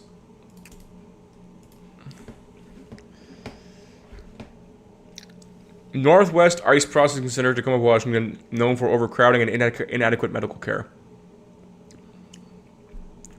30%. Yeah, I can believe they do, because what is this? Also, what is this link you're sending me to here?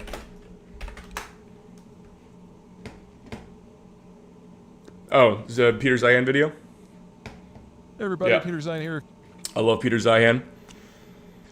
Okay, I'm gonna watch this video.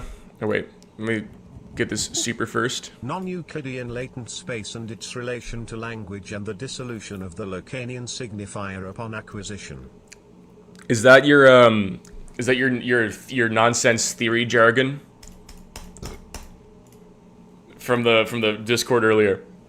I was trying to make up, like, I gotta use the bathroom so bad, so give me 1 second here. But I like to I really enjoy making up fake. Sorry, I'm so stupid. When I was in university, I used to love making fun of fake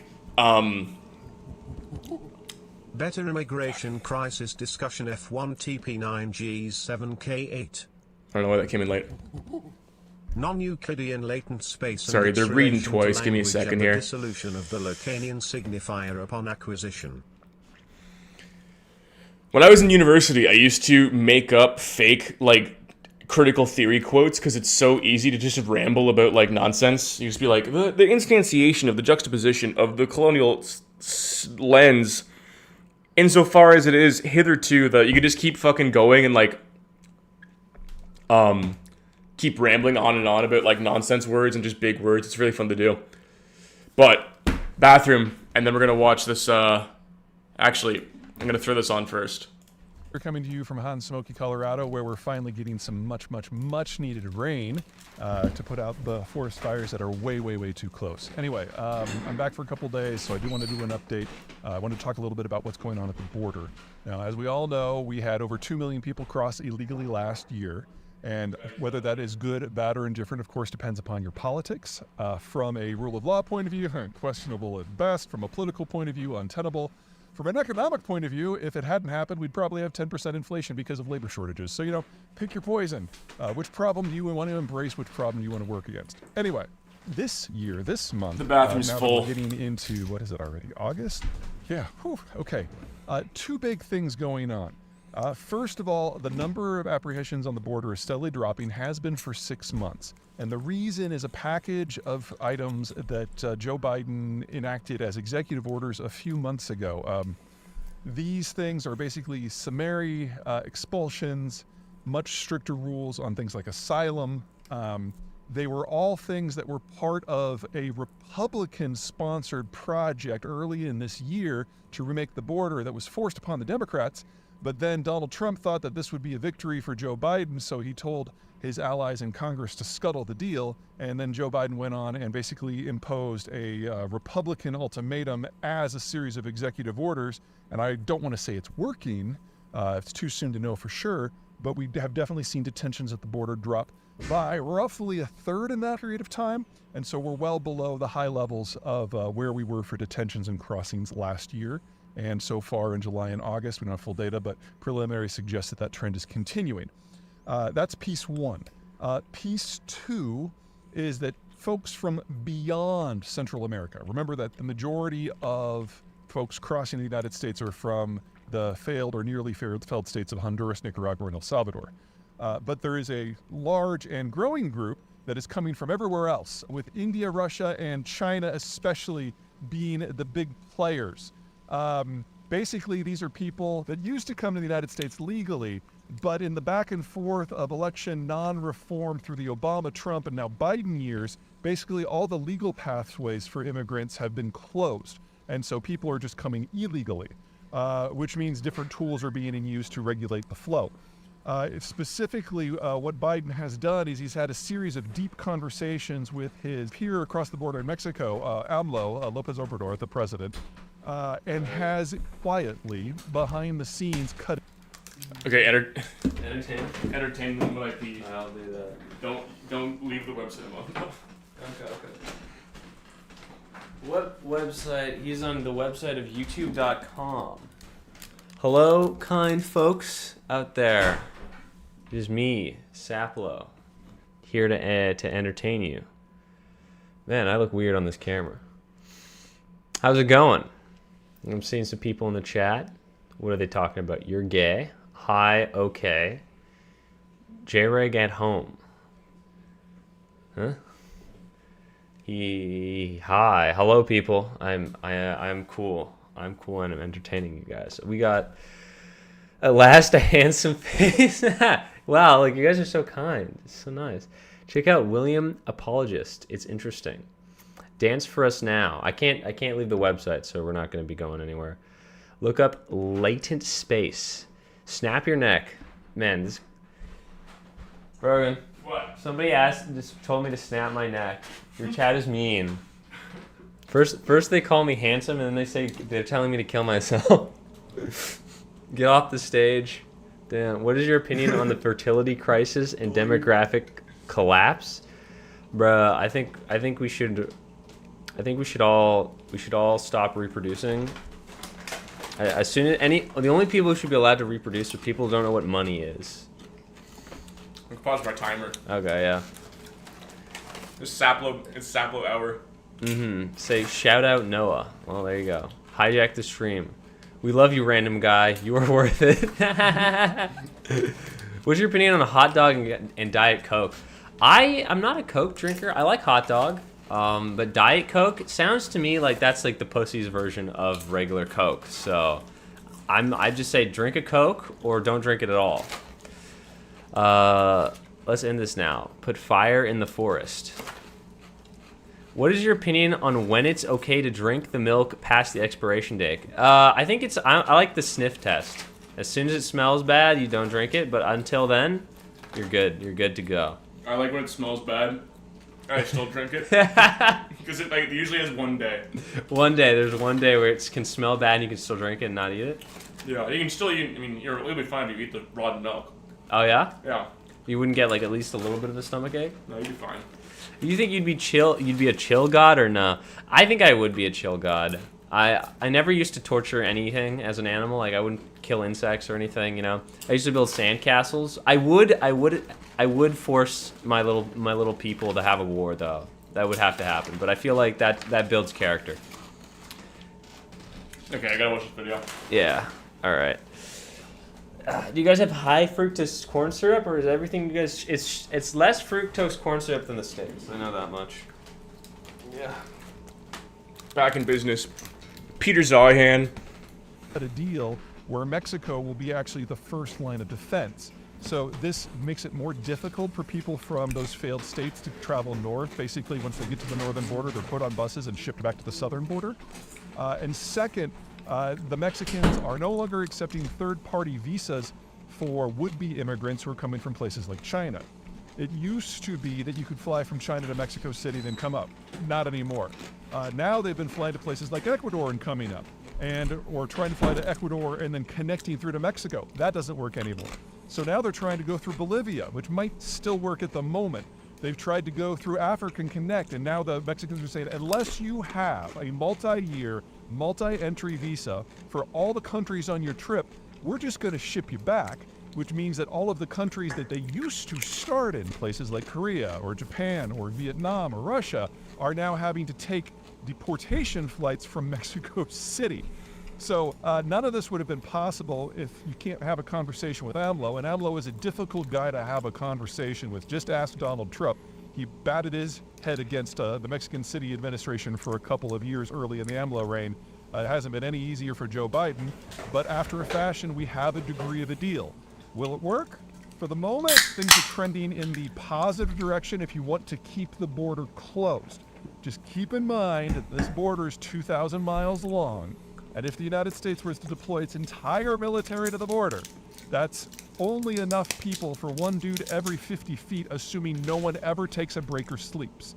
So there has to be a political angle to any sort of border management. Simply building a wall won't work because, as we found in the early years of the Trump administration, if you can quadruple your income by using the ladder once, you do. And the wall actually has not done a great deal to inhibit people who would have crossed illegally. However, a political deal, as we saw between Trump and AMLO, as we're seeing now between Biden and AMLO, that turns all of Mexico into a kind of a wall, and that works a lot better. All right, that's... It's true. Mexico. I keep saying our like I'm American. I'm not. I'm fucking in the 51st state. I keep seeing. We have to make a North American country. Big block. I want to join the States, man. I'm sick of being Canadian. We suck. Pussies. Great video, though. Thank you. I do love Peter Zeihan. I think he's got a great vibe. He posits a lot. Peter Zeihan just like, he'll just say, he's like, this is this, and this is this, and that's that, and that's the, you know, he's always positing. So, what was this thing here? We are 11 million undocumented immigrants fighting for permanent protection, dignity, and respect.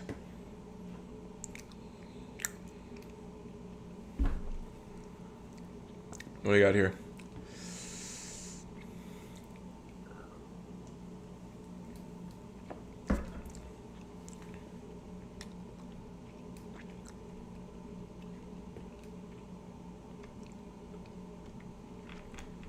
Is there a website? Not just a donation. It's just a Twitter page.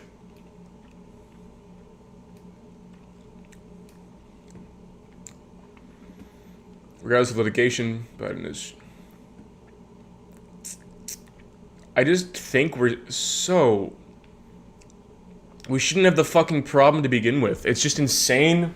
We take in so many fucking immigrants and then just like ruin their lives while they're fucking, like, just we keep them in prisons while they're here. Or in Canada, oh my god, I was screaming about this. I was like literally fucking, if you want to get to see me get angry, the next podcast coming out, I was yelling about this. In Canada, we have taken in 600,000. Wait, let me see the number here. Let me see the number. Immigration.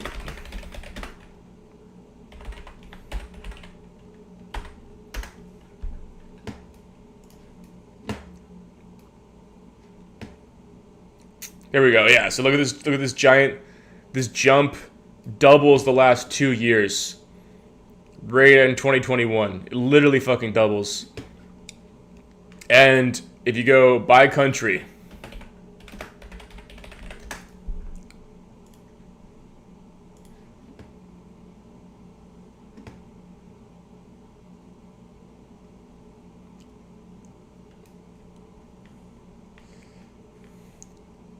go the by country.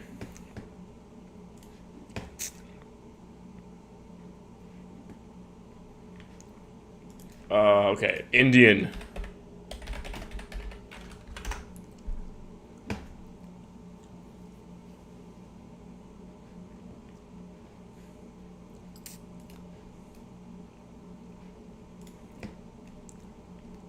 There's more. There's gotta be more fucking Indians than that, dude. It's like everybody's fucking Indian in Toronto.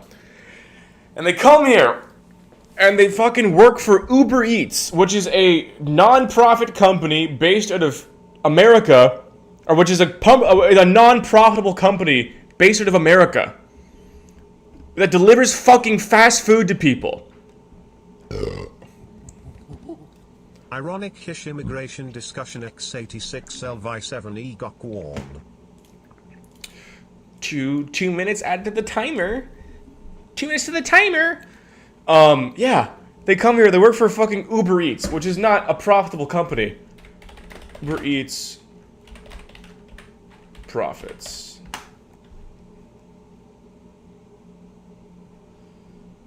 No, I gotta find the Uber isn't profitable.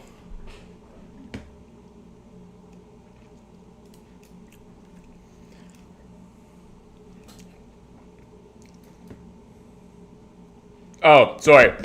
After 15 years of existing, it is now a profitable company. It was unprofitable for 15 fucking years. And it's horseshit. It's like a company that delivers people and food. It's just baffling. It's like the whole concept of like, let's take a race of people, one ethnicity, or like, you know, like Punjab and Indian, move them to Canada, and they're gonna work minimum wage and live 11 to an apartment in a fucking basement, sleeping in cots in Brampton, working for a company that's profits go back to America, who's not based in Canada, and a company that has only lowered profits for restaurants, and their only design is to deliver fucking food to people. We're gonna pay the minimum wage, and the company, by the way, doesn't make fucking money. Tech Blitz Scaler do not profit P7 low 0s. Crazy. Fucking baffling. I think there was another website here. I'm gonna watch those videos in a sec. Lost Media Wiki. The immigration stuff is always fucking, you know, getting me angry, man. At the end of the day, I want like just less immigrants and like higher quality immigrants, and the ones that come here illegally, let's not fucking put them in prisons. Let's just like send them back ethically. Like, how do we fuck this up so bad on every possible metric we could fuck it up?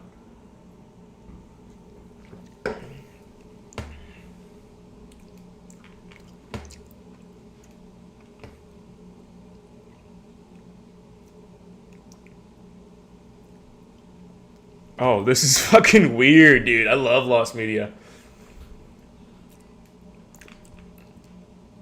By status, completely Lost Media.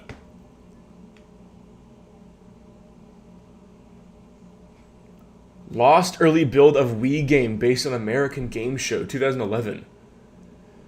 Lost unreleased music video for Tally Hall's song, 2011. Oh my god. Lost banned British drama film. Whoa, this is so cool.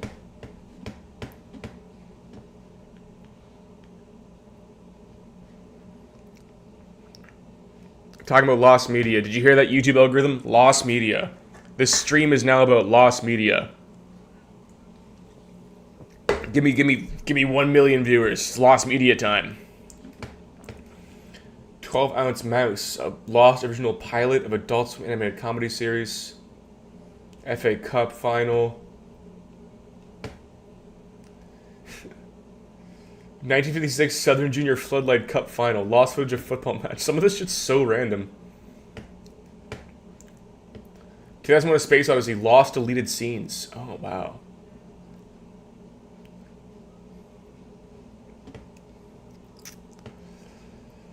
'64 Wars Lost build. 64 Wars Lost build of unreleased Nintendo 64 turn-based strategy game. 64 Zoo Lane.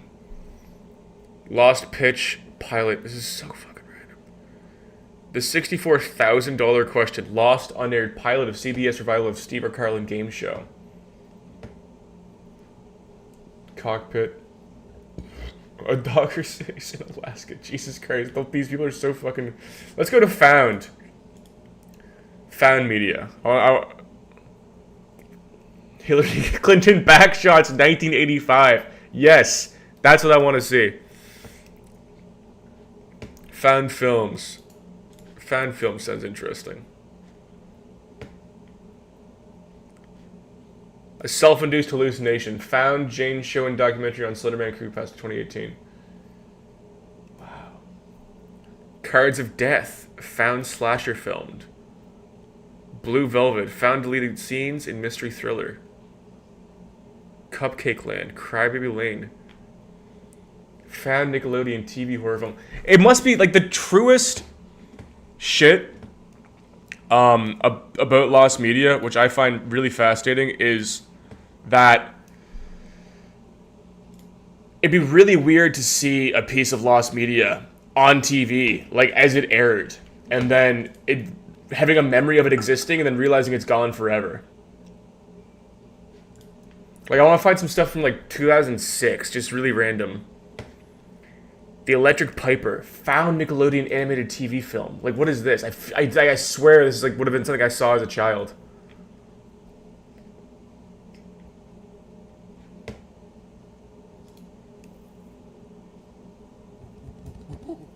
You can middle click to open in new tab. Oh my god, I never knew that. You can middle click to open a new tab? That's insane. That's so stupid. Fuck, I'm a dumbass.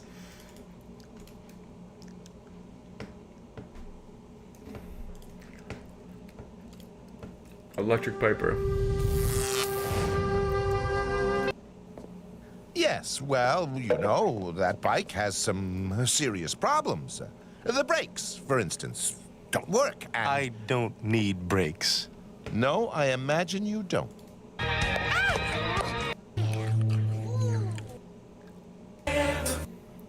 We never gave up hope. Wow! Shit looks boring as hell. And if it's reasonable, we might consider... Normally, I charge... Shit looks boring as hell. That shit look boring as hell. Fuck it. Dingo Pictures. That's kind of cool. Fantastic Four, The Farmer. Let me see, 1999.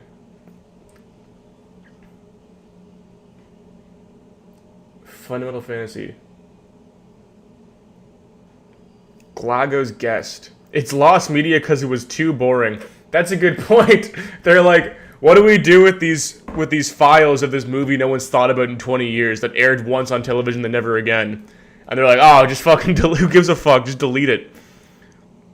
Who fucking cares about some lost fucking media? Delete that shit. And then internet people are like, oh my god. And they make 5-hour video essays with eerie music as if they're talking about the biggest mass murder of all time. And it's about a lost SpongeBob McDonald's commercial from 2004. In the Mind of the Damned, found horror film. Iron Cross / Beautiful Eyes, found English thriller film. Just a Girl, found BBC online short film.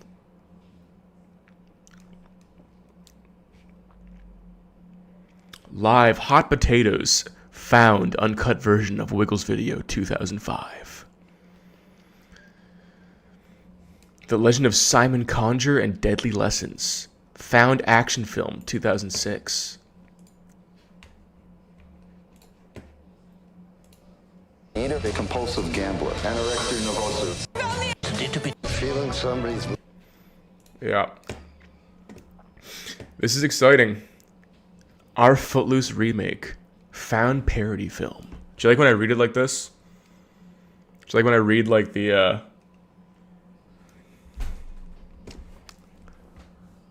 Punk Like Me, found documentary film.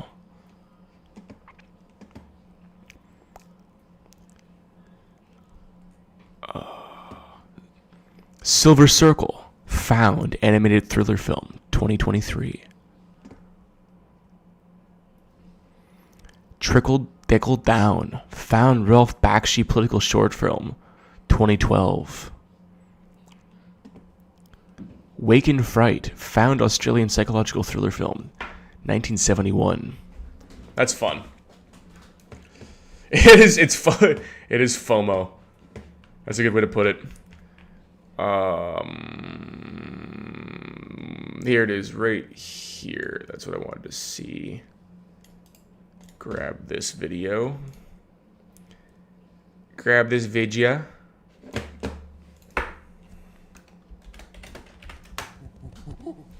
Lost Media okay, but Pirate Broadcast GAUAK HSLW.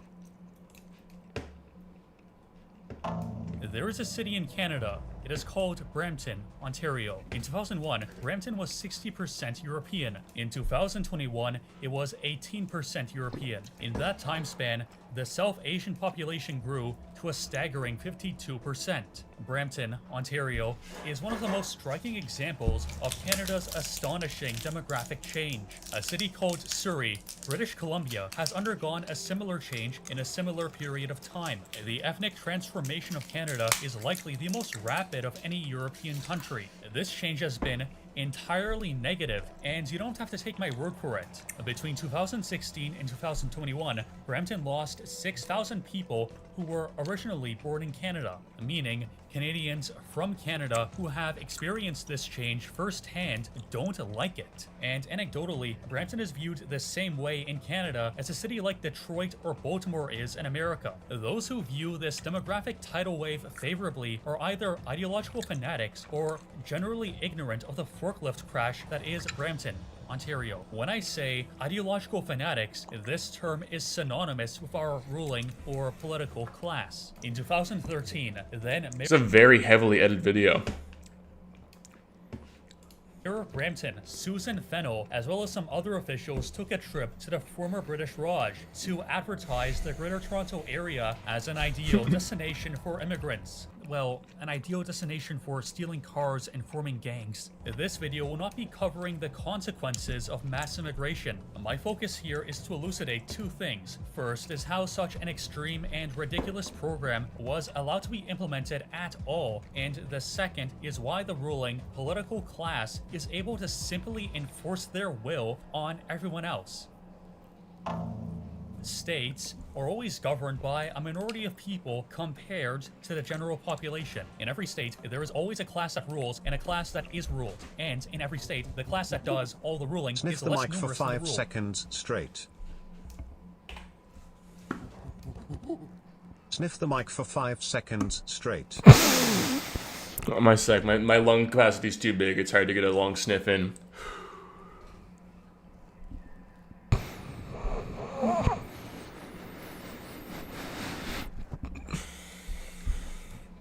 What'd you do to it, huh? What'd you do to my fucking mic? You put drugs in it? You put drugs in my fucking mic? 33 members, split between the House of Commons and the Senate. Notice anything? Those who issue laws are always fewer in number than those who obey them. 443 is a comically small, pathetic, and shameful number compared to the some 25 million Canadians who exist and the 15 million others. This is a crazy video.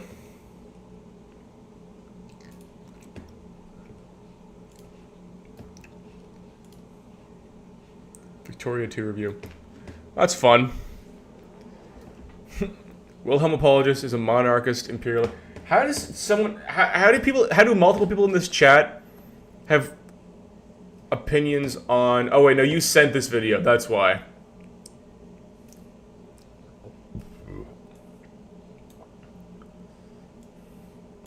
I hope this still counts as the news. I was gonna say, how do multiple people in this chat have opinions on this random 7K sub channel? I mean, the Brampton shit's fucking insane, though. Is that the Brampton shit's truly fucking insane? Just how many you can't like? It's hard to believe until you see it. Like just how many Indians there are in Toronto. It's baffling. And it's I'm not like anti-immigrant in some grand sense. It's just that if you take one country and bring in a bunch of people, they of course they're going to band together. Of course they're going to not integrate well into the local population. You know who does? Like, okay, so here's something interesting is Filipinos. Indians are by far the most amount of the highest immigrant group in Canada over the last like 10 years. Filipinos are the second most. And Filipinos, everyone loves Filipinos. I don't know a single person, or I've never met anybody in Toronto who has like an anti-Filipino stance. Everyone loves Filipinos. And there's like, you know, a lot of Filipinos have immigrated here, but they like assimilate well. They're Christians. They assimilate well into a Christian, you know, a secular Christian European country. Indians just don't, for some reason. Like, and the way Brampton is set up is like you don't need to know English, you don't need to be skilled, they don't have good jobs, everything operates under the table. Look at the increase in car thefts that has happened in Toronto in the last, like, 5 years. I can show you right now.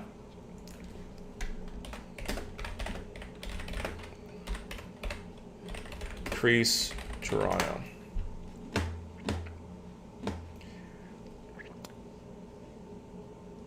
Here we go. Auto theft insurance claims surged past 1 billion last year. Newly released data shows Toronto saw over 351 million in auto theft thefts in 2023, making the city the costliest in Ontario when it comes to claims costs replacing stolen vehicles. Newly released data shows have surged by 524% in Ontario and by 561% in Toronto since 2018. It's insane. It's like actually fucking baffling how often this happens. Look at this one. Ready?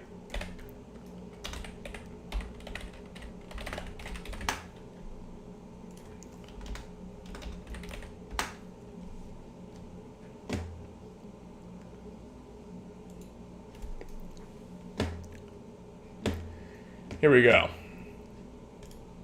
Let's go to this news. No, please go to the link, the news story. Here we are. Thank you very much. Got it. Durham police ad for sex with minors viewed over 6,600 times in 4 days. 5 people arrested, 15 charges laid. Let's see the names of the people who were charged.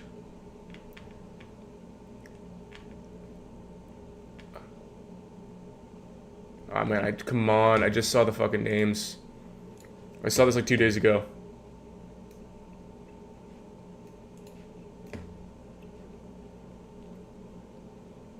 There.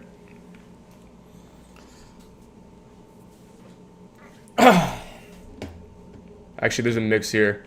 Oh my god, okay, the CP24 one was all Indian names. I'm getting dunked on.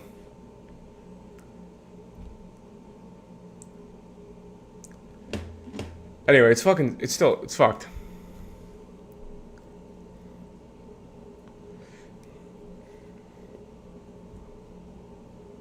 The surge is from the computer security failure in cars more than anything else. Yeah, but it's like, just don't steal cars. How about that? Start just nip it in the bud where it begins. Don't fucking steal cars.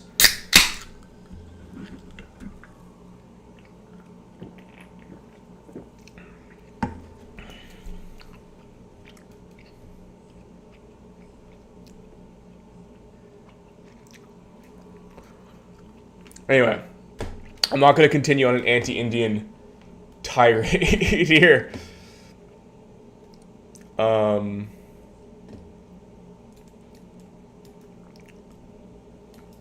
Let's get some more videos here.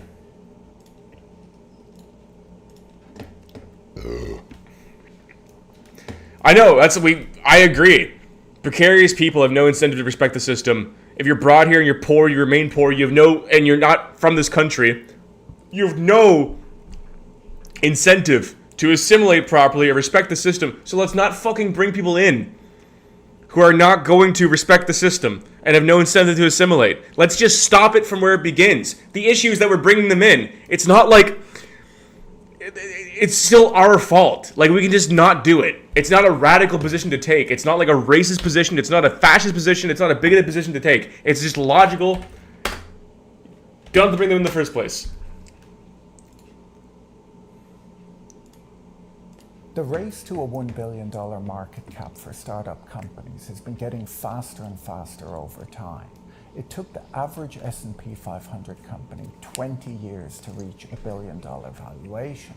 It took Google 8 years, Facebook 6 years, and Uber just 3 years to surpass this level. It would appear that there are two basic approaches to growing a company. The first, more old-fashioned approach is to come up with a good way of making money and then try to do more of it. The second, more innovative approach is to find something that loses money, scale it up as much as possible, and then eventually try to find a way of making it profitable. I'm not sure if the last step is always necessary though. If you can grow the business quickly enough, your company might become really valuable long before you ever flip to profitability. The first model is of course boring, and the second model has become the dominant Silicon Valley business model over the last 20 years or so. In fact, it was given the name blitzscaling by Reid Hoffman, the founder of LinkedIn. The blitzscaling approach is not applied to every type of business, but mainly to network effects businesses, where you aim to become the dominant player in your industry and then pivot to profitability. A network effect business is one where the value of the product or service increases when the number of people who use that product or service increases. The big idea is that user acquisition costs should decline as you achieve scale and network effects. And then once you're the dominant player in your sector, you can start pushing up prices and the unprofitable, fast-growing subsidized service becomes profitable. One way to think about blitzscaling is as a cold-blooded rational economic calculation. The financial benefits of entrenching your business into everyone's digital lives are so significant that spending even billions of dollars to get there can maybe be worthwhile, especially in an environment where interest rates are very low and you can raise capital at minimal cost. You can spend an awful lot of money growing a business, and even if it takes a really long time to eventually flip to profitability, because of low interest rates, those distant and hopefully huge profits are worth almost the same arriving far out in the future as they would be if they were arriving tomorrow, as you're discounting these future profits at zero or close to zero interest rates. If you walk around most urban centres today, most of the firms that you see advertised on the side of buses fit into this category. Deliveroo, Getter, GoPuff are good examples. These are not necessarily businesses that you'd want to own outright as they're cash flow negative and there's not really an obvious path to profitability, but their valuations have grown rather quickly, so if you were an investor, you might be up on the trade. We've similarly seen companies dump rental bicycles or electric scooters on the streets of big cities with the idea of dominating that form of transportation. Once again, I'm not sure that you would want to do this with your own money, but venture capital firms seem happy to do this. The way Reid Hoffman explained the term blitzscaling to the Harvard Business. Greg, they're explaining the follies of capitalism.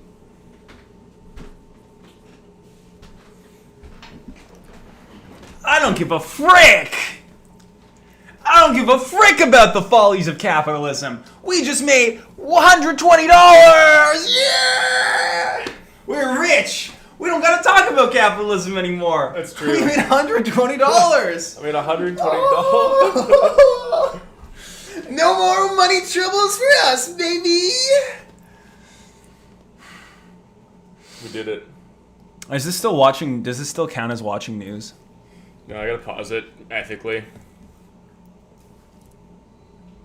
I hope this. It'd be kind of funny actually, if I can't do it all tonight, so I have to start the stream again like Sunday night, and then it just keeps going up forever to the point where it's like thousands of hours on the timer. Is that what you're hoping for? A sort of Martin Cedopan situation with the driving indefinitely? Yeah. Do you guys know about this?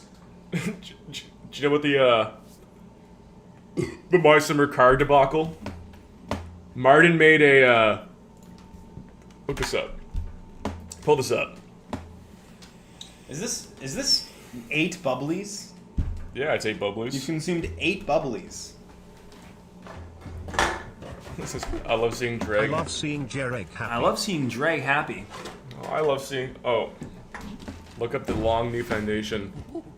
Look up the Long Now Foundation. If you really want to see me happy, give me $100 million. Then I'll be dancing for joy all day. No, that's nice of you, Shaw Danks. Appreciate Shaw Danks. I appreciate you, Shaw Danks. It's all for you. A Brogan Bevy. It's all for you, big guy. Before I look that up, Martin, my good friend Martin Cedo-Pants, who I met at VidCon, is coming by the studio. There's going to be a Martin Cedo-Pants horseshoe theory. No big deal. I know you guys are all familiar with Martin Cedo-Pants. We have a lot of overlap in our audience. Yeah, I think there's some Martin Cedo-Pants fans here. I seriously doubt it. Hey, any martyrs? Any martyrs? Any martyrs in the chat? Martyrs in the chat? People who were killed for their love of Martin Cedo-Pants? Oh, here we go. Sam C. Martin Cedo-Pants is going to come over to our studio, and we're going to hang out. We're doing a podcast with him. Oh, actually, there's like 5 martyrs just in the audience already. Yeah, he's a big guy. He just makes such fucking quality content. It's true. 3 full-time employees, also an enterprising businessman. enterprising businessman. Anyway, he drove he drove My Summer Car. Let's watch a little Mario. Can I take a break from the news, please? I will look up the your long live stream. It's your chat. No. As long as you're not decreasing the timer. I'm their chat. Yeah, you exist to serve. You've disappeared. Your personality's gone, and you're just a machine. I'm just a fucking machine. I'm a machine to consume news content.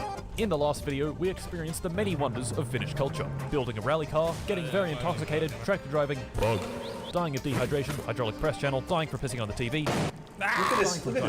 getting into a bus, having the bus collide with another car head-on, getting stuck, reverting your progress, hopping on a motorbike and dying from a rally car smashing into you at 150 kilometers an hour. You know, normal Finnish stuff. Last video we died a lot of times, and made zero progress, because every time I died, I had to start over from the beginning. In this video, I've disabled permadeath. Trust me, this was a good idea. Today, we're gonna actually build up our rally car, and, with some luck, win the rally. Death will not stop us. Okay, so it's a game where you build a car from scratch. And that's your parents are gone for the summer, and you have the whole summer to build a car. If I had to build the car again, things would have gone down very differently. And you can drink and smoke and like steal things from people to build the car. Like it just gets fucked up and you can drunk drive. Anyway, he had a stream where every dollar you donate adds 10 meters that he has to drive around the track. And he got up to 6,000 kilometers. So he's been working on this stream for like, I think a year and a half. Like every time he streams, he just streams himself driving around, and he only gets like 100 kilometers every time. And he's like stopped the donations, obviously, right? So he can actually finish it. Yeah. Yeah, that's commitment. But now the donations make you like, you can like drive him off the road. Like if you can say like turn right. Right. For $5, and he just like drives off the road. And how much money did he make? He made. I'm sure he's made over $1 million. Over $1 million. I'm sure he's made more profits than the game sold. Yeah. Off of fucking streaming it. That's pretty insane. And we're gonna have a millionaire by the studio. He's gonna teach us all how to fucking be a millionaire. And then and Martin's gonna give us $50,000. Martin will be our wealthy benefactor. And save our studio from bankruptcy. Just kidding. We're rich. We're all rich. Martin's gonna give us $50,000. Relax. Martin's gonna give us $100 million. Martin's gonna give us $150 million. Martin's gonna give us $250 million. Relax. Anyway, so what do you at? How much money do you make? I don't know. Let me see. You're at 120, so you made at least $120. $140. So you've watched only 24 minutes of news? Yeah. You didn't do very good. I'm doing my best. I keep getting sidetracked. You're getting distracted. People paid a lot since donations could be turned. You can. Someone just send me.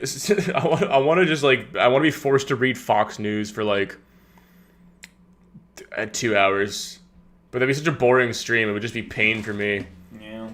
You could read. You can pick what news you read, right? I have a $10 option to pick the site. Pick the site. Actually, someone just did. I gotta go to that now. It was The Long Now Foundation. The Long Now Foundation. There's a lot of good news. There's a lot of like interesting news. I wish I had time to read, but I don't. But I mean, I do. But I don't have the attention span. But if I was being paid on stream to read it, then I would. That's the point. I'm trying to get educated. Now I'm here. This is the only time I actually read a book. I got really into the migrant camps. Someone pilled me on migrant camps. Actually, they have a law where migrants are held as detainees, but they're not held as prisoners. What are you doing? What's up? You're walking in like you're drunk. I'm so tired. But you're just like tired and just freshly showered. I took a really warm shower. Oh, that's nice. Yeah, so the migrants can be held as detainees. They're not prisoners, so they can be held for indefinite amounts of time for no reason. And there's all these prisons, and county jails all over the U.S. They just hold Those are the concentration camps you were showing us? Yeah, like women and children. Women and children. Yeah. Hell yeah. Hey. Yeah. Gotta keep them in line. Keep them in line. Keep them fucking line. Keep the women and the children in line in the concentration camps. America! Just to be contrarian, I think that might be a little bit.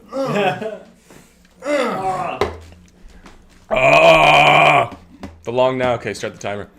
The Long Now Foundation is a nonprofit established in 1996 to foster long-term thinking. It's not working. Jarek, this is JF. Greg, this is Schedule a JF. next Schedule call our after next 2 call p.m. after 2 p.m. JF, you have a link? You have a link you can use. You should use the link. And then schedule it after 2 p.m. And then the call will begin. Or if it doesn't work, then I'll reschedule. But you gotta use the link to schedule those calls. Or else, I won't know when the call is. That's an anti-therapy client. Ah! Yeah. Our work encourages imagination of the timescale of civilization. The next and last 10,000 years, a time span we call the Long Now. Our mission. Oh my, what the fuck is this? Now. The nowadays. The Long Now. Glaciers retreat. Agriculture invented first cities. Giza pyramids and Stonehenge. Industrial revolution. Digital revolution. Yeah, what is this? We hope to help each other be good ancestors. This is long-termism.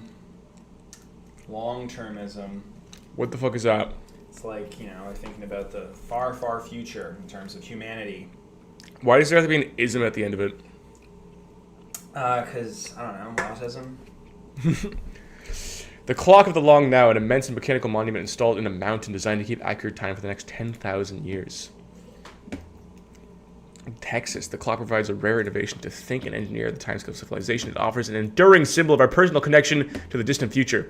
The clock will mark time with specifically designated dials and a chime generator designed with Brian Eno that can produce over 3.5 million unique bell chime sequences for each and every day the clock is visited for the next 10,000 years. Work on the clock continues. No, oh my god, this is crazy.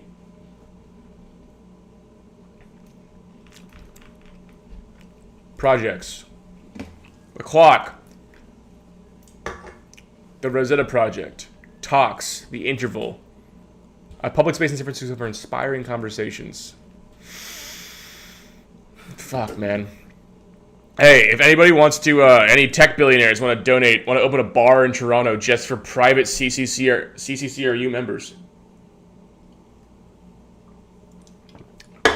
I'm here for it, man.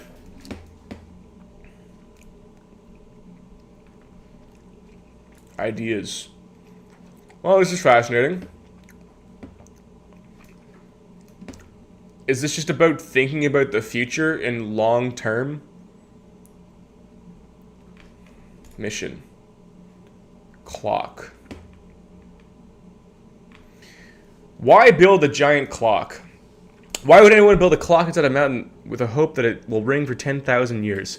Part of the answer, just so people will ask this question, and having asked it, prompt themselves to conjure with notions of generations and millennia. If you have a clock ticking for 10,000 years, what kinds of generational scale questions and projects will it suggest? If a clock can keep going for 10 millennia, shouldn't we make sure our civilization does as well? If the clocks keep going after we are personally long dead, why not attempt other projects that require future generations to finish?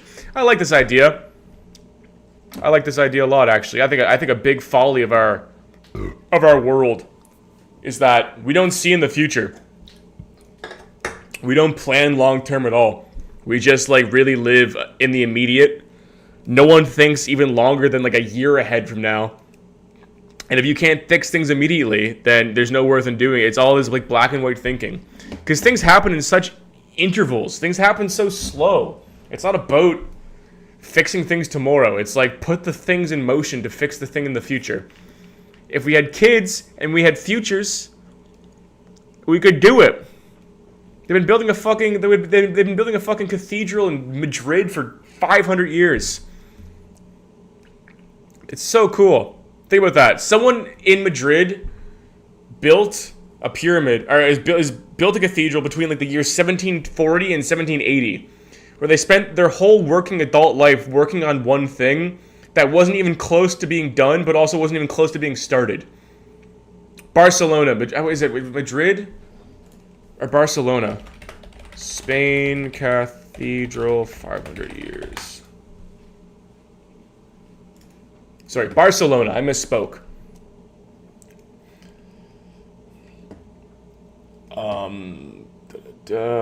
Year. Sorry, why did I think 500 years?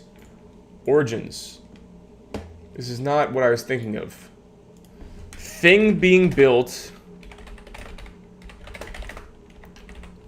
500 years.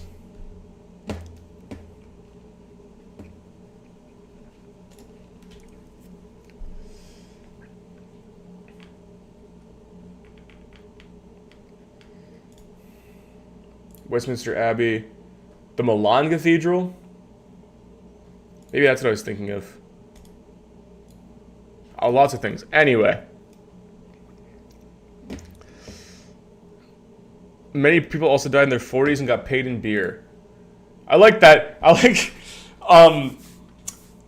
Value Select had a little short recently about past lives, and he's like, all these people are like, in my past life I was this, in my past life I was that. It's like, no, in your past life you're like a child that died of consumption at 9. That's like the highest likelihood that in your past life, if they do exist, you died at birth.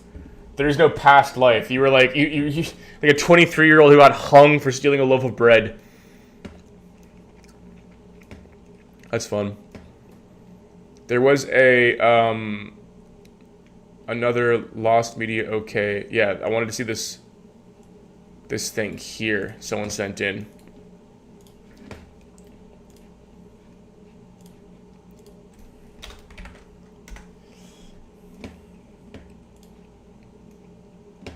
Oh, Max Headroom.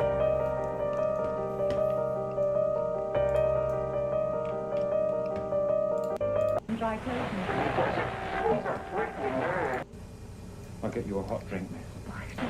This is genuinely scary.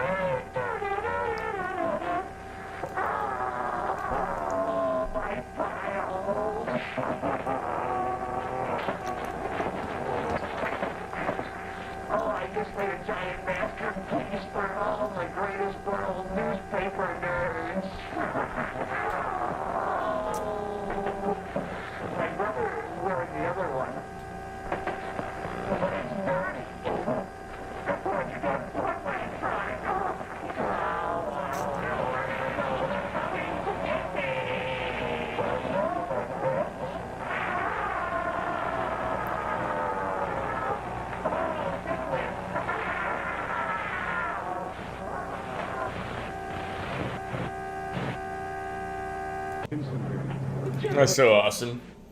$10 bajillion. Yeah, stuff used to happen, man. Remember back in the day when stuff used to happen. But you know what I'm doing? I'm getting off topic here. We gotta get back to the news. And what other website than Google News to look at stuff?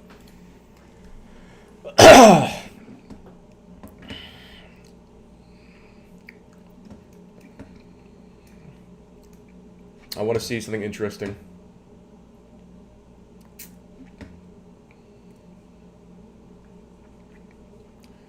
Russian residents take shelter. Israel Hamas. Closer than we've ever been to ceasefire deal. Nothing happened. A slight crack in the facade Yeah, it's crazy that someone got that on film, actually.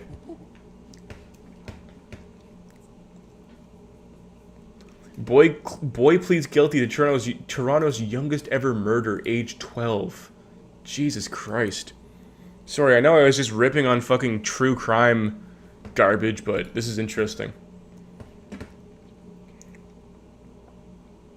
Fatally stabbing his cousin last year when both were just 12 years old. God damn. Is there any more to this story? No, that's it. It's just that. A child killed somebody.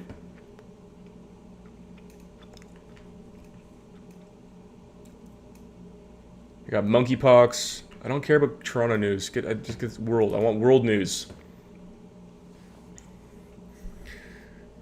All eyes are on Hurricane Ernesto. Gaza reports first polio case in 25 years.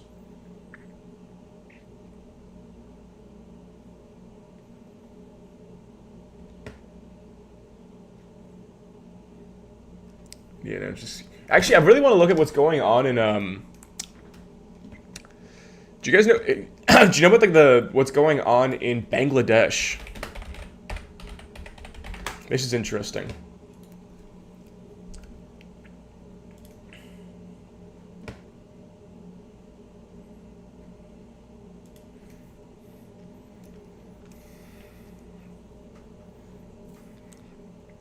Hundreds of student protesters and political activists vowing to guard Bangladesh's student-led revolution have attacked supporters of ousted Prime Minister Sheikh Hasina and prevented them from reaching the house of her father, the assassinated independence leader Sheikh Mujibur Rahman. Rally was called. Yeah, I don't know much about like the actual. I don't know who the leader was. But they are doing what I really there's like a coup right now. The current prime minister left over ending it was like started after these protests started after they were going to give seniority to ex-military members for government jobs and cut seniority for students. So there was student protests over the fact that they couldn't get government jobs anymore. And that somehow has led to the president of Bangladesh fleeing the country. And there is now martial law. I believe they're holding a new election soon. But the Hindus, anti-Muslim.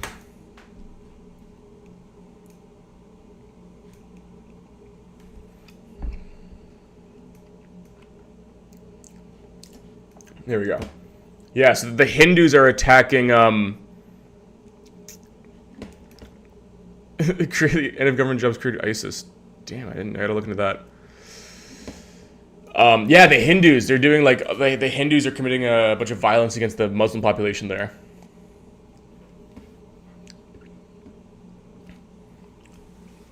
A development professional in the capital of Dhaka received a panic phone call from his cousin. Avrip Sakar is a Bangladeshi Hindi living in the country that is 90% Muslim. Sorry, I mixed it up. The Muslims are attacking the Hindus. That's what it was. So this is his widowed cousin lives in a sprawling joint family house in mixed neighborhood in Netrokana, a district crisscrossed by rivers about 100 kilometers north from Dhaka. She sounded terrified. She said the house had been attacked and plundered by a mob. A social protection specialist told me on the phone from Dhaka. His cousin said the mob of about 100 people armed with sticks stormed the house, smashed furniture, TV, bathroom fittings, and doors before leaving. They took all the cash and jewelry. They didn't assault any of the 18-odd residents, including half a dozen children before belonging to 7 families that live there. You people are a descendant of the Awami League. This country is in a bad shape because of you. You should leave the country. The mob shouted at the residents before leaving with the loot. Mr. Sarkar told me he was shocked but not entirely surprised by the incident. Hindu minorities in Bangladesh, he says, are largely viewed as supporters of Sheikh Hasana's secular Awami League party and are often attacked by rivals in a country where Islam is the state religion. After Miss Hasina fled the country, social media was flooded with reports of Hindu properties and temples being attacked. India's foreign minister told Parliament on Tuesday what was particularly worrying was the minorities was that minorities, their businesses, and temples also came under attack on multiple occasions. The full extent of this is not clear. However, young Muslim groups are also protecting, yeah. So, anyway, they're just Hindus attacking, or Muslims attacking Hindus. But the Twitter videos were crazy as well.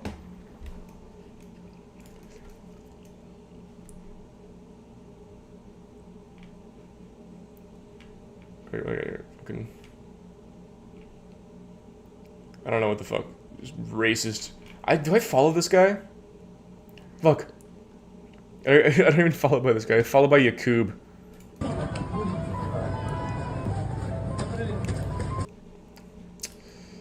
Yeah. A live stream. I see even Archet is sold out. Ah, that's the way it goes, bucko. I need a bubbly.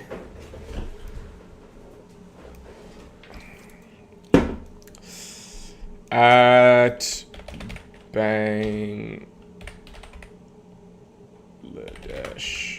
attacks.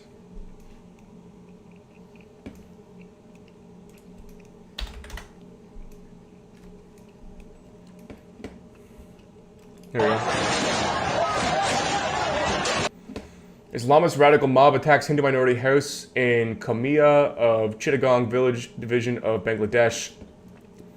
Someone from Hindu community on social media have expressed support for freedom of expression in France. Heroic visuals of destruction by the violent mob.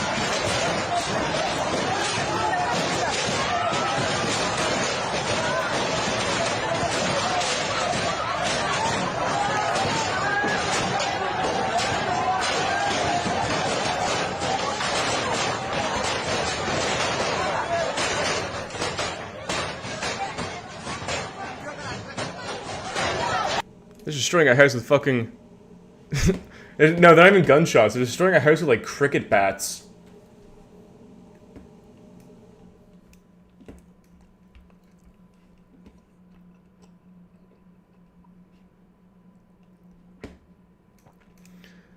I love how every single Twitter account is claiming that there's some sort of conspiracy about what they're talking about. Islamist attacks against the Hindu minority in Bangladesh continue. Funny how no one cares about genocide when Muslims are the perpetrators. What the fuck does that, like, it's just not true.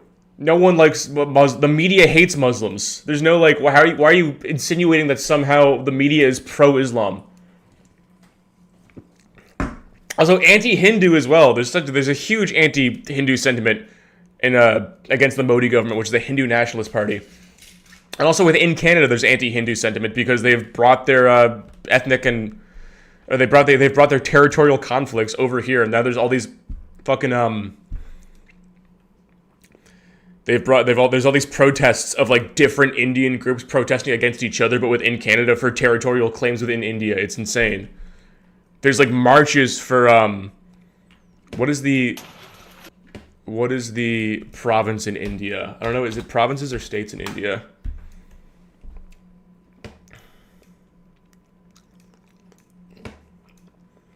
Third time using Google Maps on this stream. I told you I wouldn't do it. Yet here we are.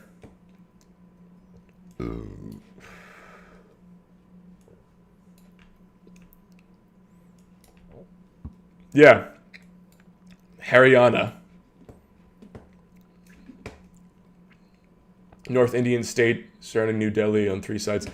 There's like a huge independence movement for this area, like anti-Punjab maybe. I don't know if it's like anti-Punjab or what, but it's yeah, I see it all the time in Toronto. There's like people will drive down the street with like flags hanging from their car and like do these parades that just have flags for Haryana in Toronto, just for like I don't know what conflict they're for or against, but it's crazy.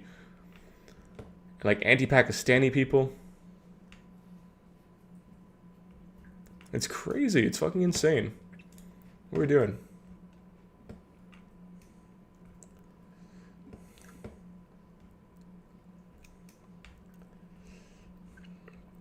What else? Yeah, I've just seen like so many videos of people like burning down houses and shit.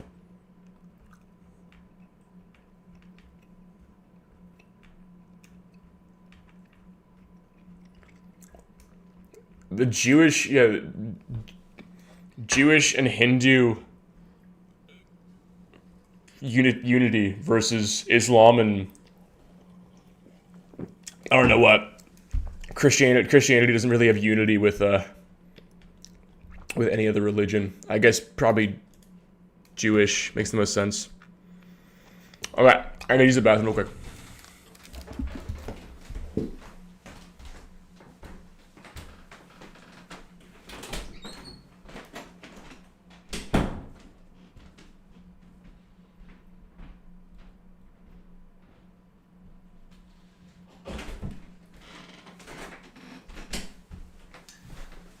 What's going on, art chatters? It's time for some art chatting. Why Gen Z is the most generous generation ever. Why Gen Z might be one of the most charitable generations yet. A new study uncovers the state of, this counts as news, by the way. Oh, wait, he's running it while he's using the bathroom? That's not fair. That's not fair at all. All right, what's the chat saying? It feels so good living in Quebec. Since Indians don't know French, they don't come here. There's been a lot of anti-Indian sentiment recently. Anti-Indian sentiment. And, oh, interesting. Huh, Indophobia. Fascinating, fascinating. Indophobia. You got a word for it? Yeah, Indophobia. Canada, 41% positive, 44% negative. When was this? 2017. You know, if you took this survey now, you'd get some different results. Okay, play this video instead. V8 global. Oh, I was trying to do an art chat stream, so I was like, why Gen Z is the most generous generation ever. And then I actually found that might be one of the most charitable. Enough ethnic stuff, sad face. No. Drag. More ethnic stuff, smiley face. Okay. You're an ethnic guy. Say what you will about me, but I'm a man of many ethnicities. And none of them are Indian.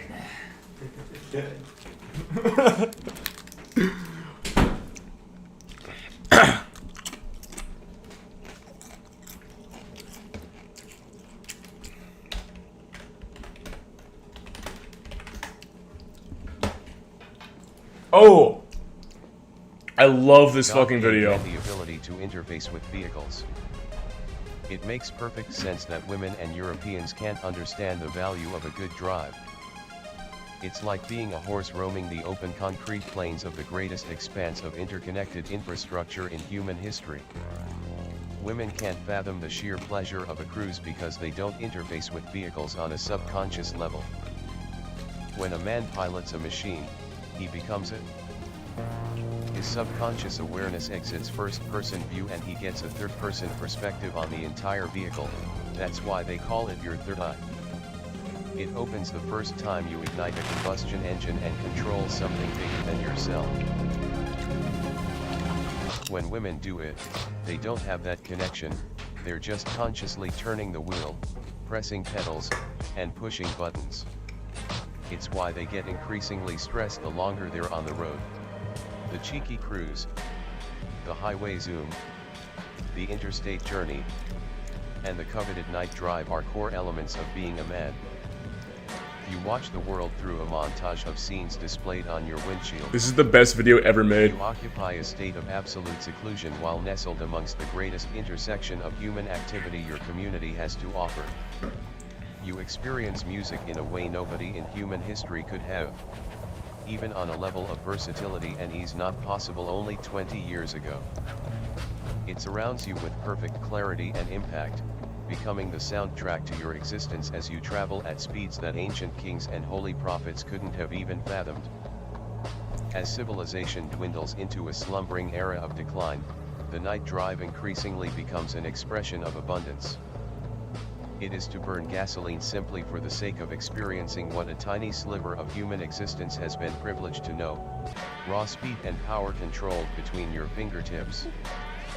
The wind beckoning at your command, blustering into the palm of your hands at the exact force you choose. An entirely different universe ready to receive your existence. Near teleportation, all within a few hours' time. A car is the perfect midway between the rawest technological potential of experience, the fighter jet, and the ubiquity of availability within the human condition, walking. To drive a car is to acknowledge that you are alive in the most viscerally abundant manner possible, by coming closer to death than you do in nearly any other point in your life.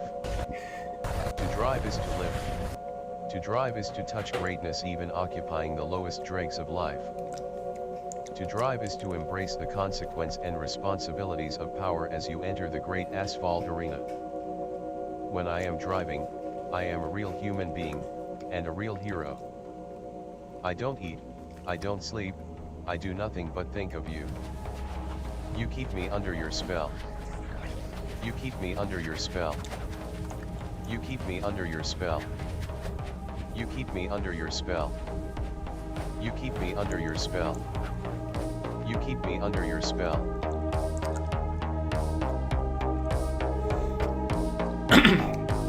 This is...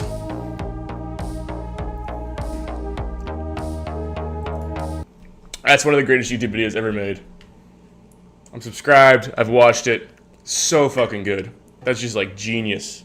Fuck, it's such a good video.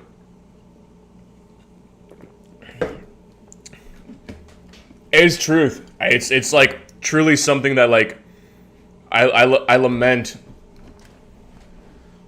driving. I loved growing up and just driving around town for no reason. No reason, just fucking long drives. It was beautiful. It's so much. It's so nice.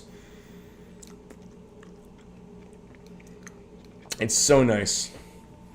Driving is just, it's truly like, it's just something you can't experience in any other facet in your life. Is that raw interface with physics. Like you're interfacing with so much physics at once. You can't experience that. Where you're the pilot of it, you're the arbiter of it. It's beautiful. Okay, now back to the news.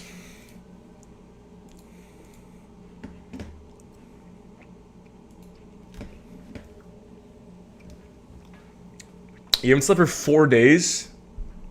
That's fucking insane.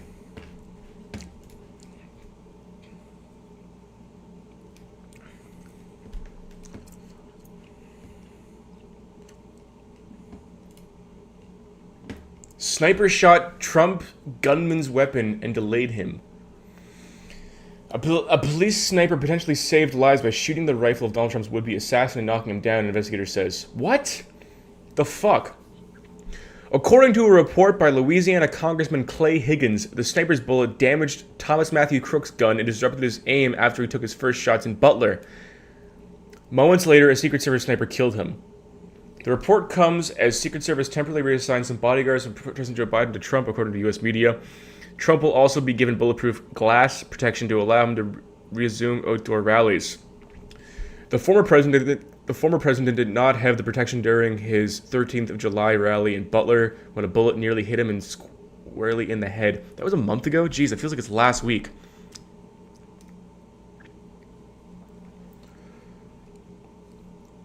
Mr. Higgins' report said a Butler SWAT operator was the first to fire at Trump's assassin from 100 yards away. The congressman said the sniper ran towards the threat, running to clear the shot position directly into the line of fire. Then, in a single shot, he fired at the gunman, hit part of his rifle, the report said. This knocked the gunman off his position temporarily, but just after a few seconds, he popped back up before he was fatally shot by a Secret Service sharpshooter. Interesting. That's wild.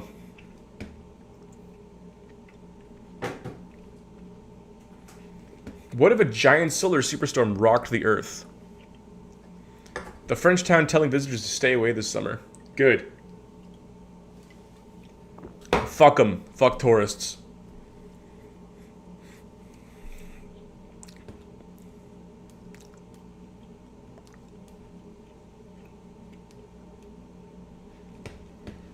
I want to read more into Kamala's thing here. Also, I don't know where to get good political news. I'm very ignorant when it comes to political news.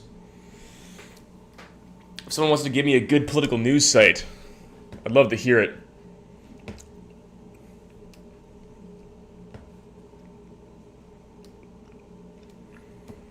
Democrats and their allies are hoping Mrs. Harris would prove a more forceful and trusted messenger than President Joe Biden's on economic plan. Robert Weissman, the co-president and consumer watchdog Public Citizen. I imagine they have the BBC's I hate state media. I gotta go back to Reuters. I still have an hour and 16 minutes of news.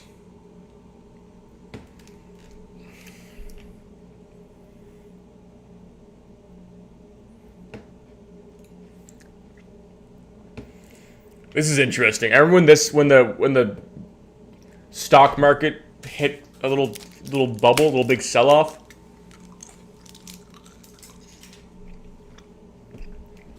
I was like, this isn't gonna last. This is just everything's on sale for a day. It's a blitz. It's a flash sale. It's always just a flash sale. I hope you bought when the stock markets went down. Did you buy? Everyone else bought because now they had their best week of the year. Always buy.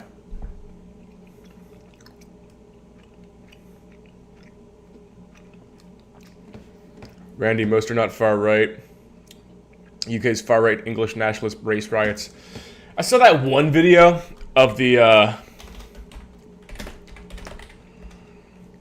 No, it's your life now. No, it's your life now, smile.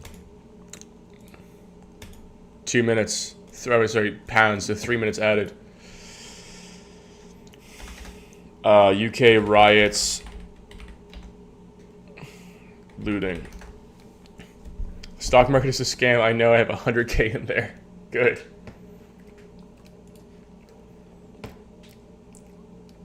There's this video of them looting. It's anecdotal.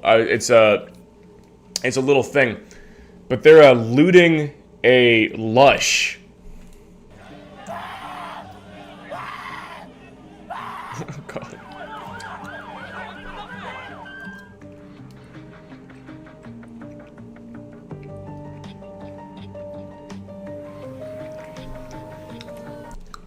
Also, it's funny how they always mention the fact that it's a Taylor Swift themed dance class.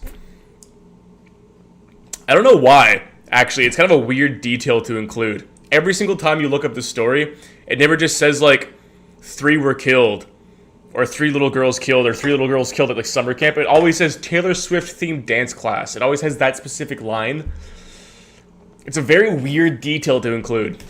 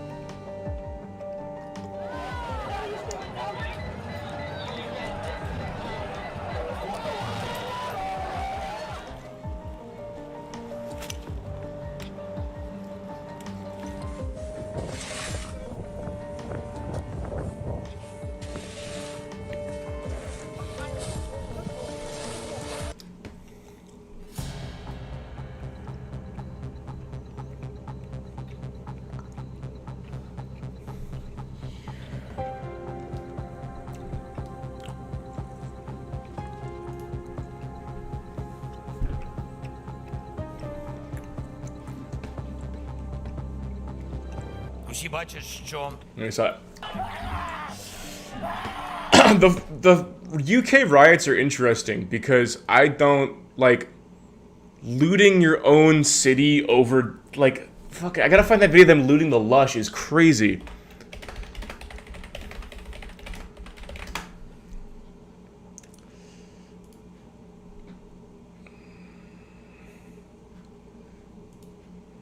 Is it this one? Can I find it on TikTok.com? Sorry, don't mind me. I've just woken up. But I've come. Shoot! Come on.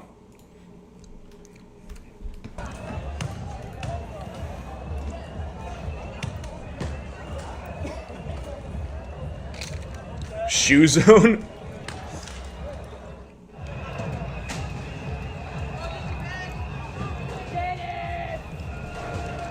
Yeah, this is bizarre.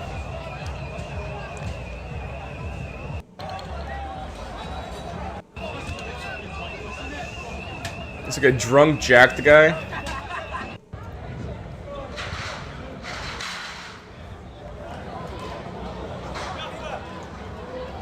Let the British just fuck around.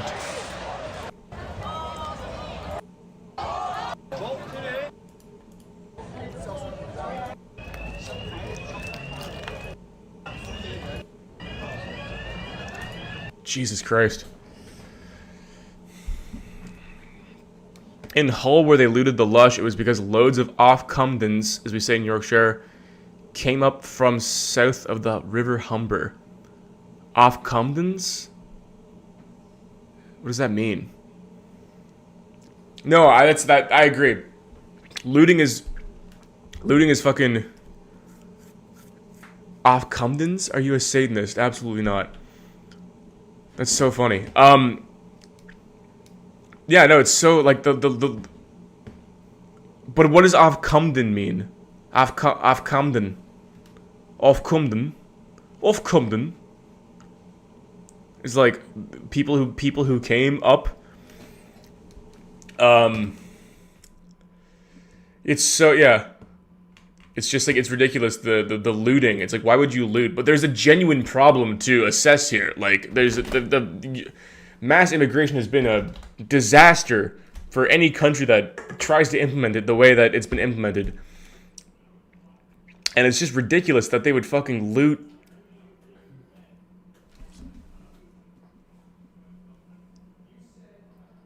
Sorry, I got confused there. I thought someone was yelling at me outside. What is going on? Anyway, it's so funny that they're looting a fucking Lush. That they're looting shit rather than just like, there's a genuine thing to fight for here. Like, rise in crime UK. All.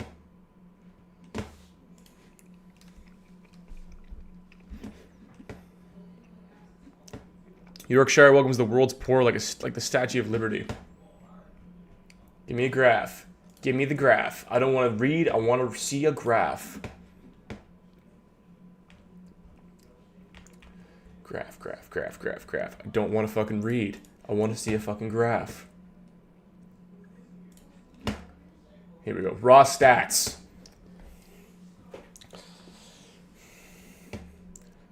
It went down. Now we're up. It's not as crazy as I thought it'd be.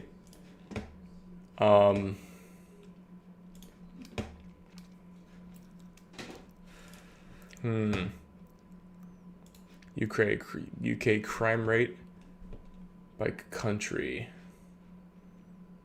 England and Wales. Oh, interesting. Scotland and Northern Ireland has gone down so much in the last 20 years. This is bizarre. I wouldn't have expected. This is statistics from report.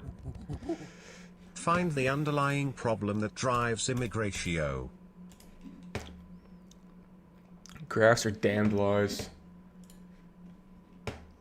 Thoughts on Nietzsche. I love Nietzsche so much. Nietzsche is my man. Nietzsche's my G, dude.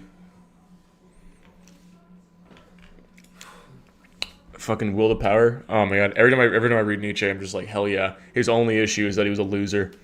If Nietzsche was like a motherfucker on top of what he wrote, I think we'd all be Nietzscheans here.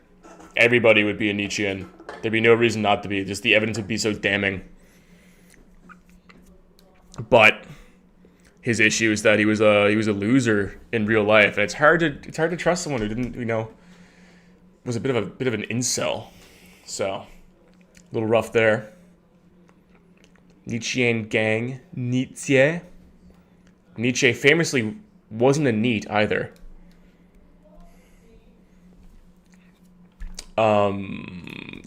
UK sex crimes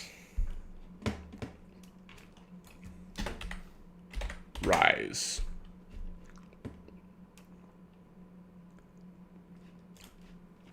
Here we go. Violence against women rises by 50% in 2 years.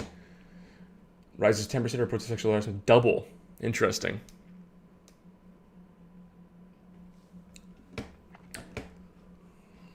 The number of crimes against women rose from 1,756 in 2021 to 11,000 in 2023.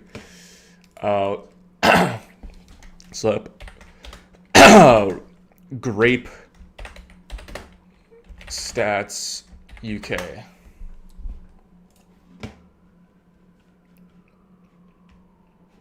No.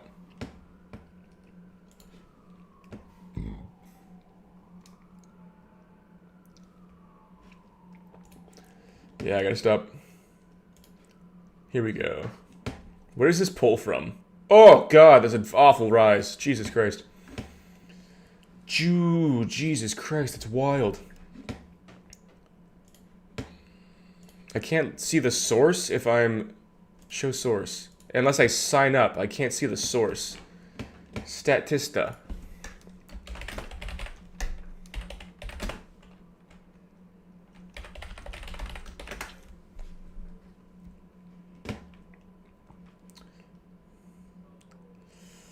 There we go. The Reddit response. The only thing you can fucking trust anymore. Is data from Statista reliable? Typically, they will list the source. I believe you make a free account, though, but it's definitely worth it. Then it's up to you to determine if the source is reliable. For example, Statistica may have a chart stating the crime rate of Atlanta for the last 5 years, and then they cite a report by the crime corrections. With a lot of these sites, you can use them as a shortcut to the source you're looking for, but in my opinion, I'd never use them in my citation. Hope this helps. Their infotainment graphs are notorious for cherry-picking data, and unless you are a member, will not have access to the data, making it, in effect, less than useless for anything outside look at the picture clickbait propaganda. Their stats on homicides by state are like, I don't even know what to compare them to. For 2021, they show Texas having the highest number of murders. The CDC shows California. They show North Carolina as the second, but they're not even like 7th or 8th. Cherry-picking is a nice way of calling bullshit. Just a data point here, but the data it lists for median wages in Chile is an average of 30,000 USD annual. This is just astonishingly wrong. Various probabilistic national surveys with sample sizes in the tens or hundreds of thousands consistently indicate average monthly wage is around 1K USD with a median of 600 USD. Hell, I've worked payroll consulting for many companies, and yeah, that's about what people make, give or take. It lists about the same for China, and it's a whopping 1,800 USD average income from Peru, which is just absurdly high. I wouldn't trust it.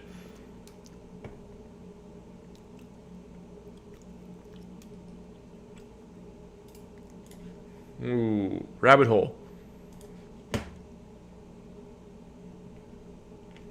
Average annual wages are the annual rates paid per employee in full-time equivalent unit in the total economy.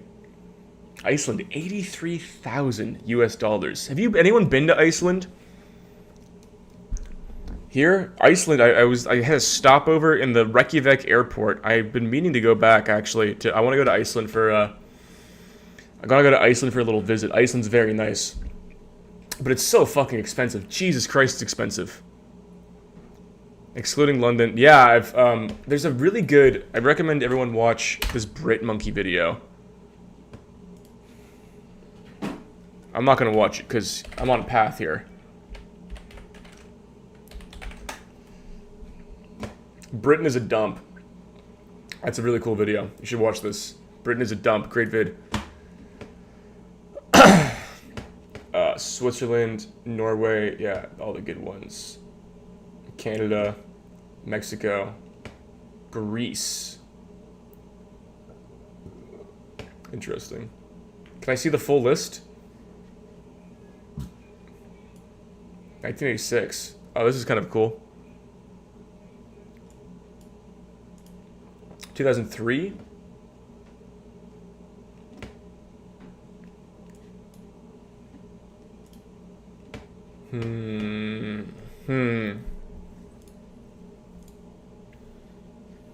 Source, average annual wages.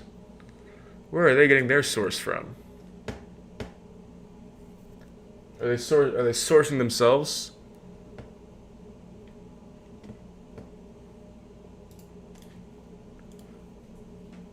Oh my god, I'm into some weird publication now.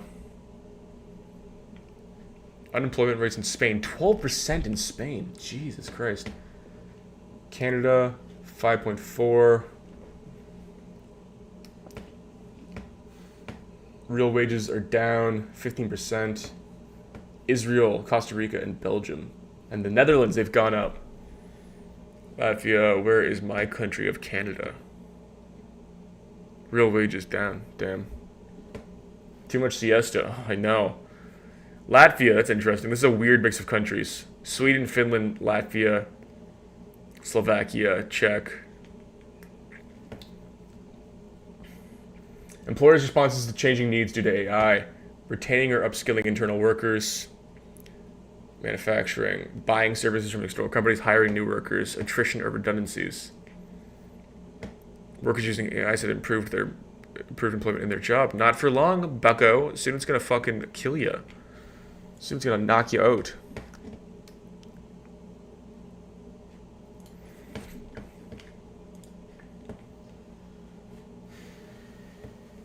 Saying their data makes an article a joke. Is there a consistent pattern for the direction of how the data is based? Maybe it's propagandistic in a way that I can adjust to make it more accurate. Any free sources?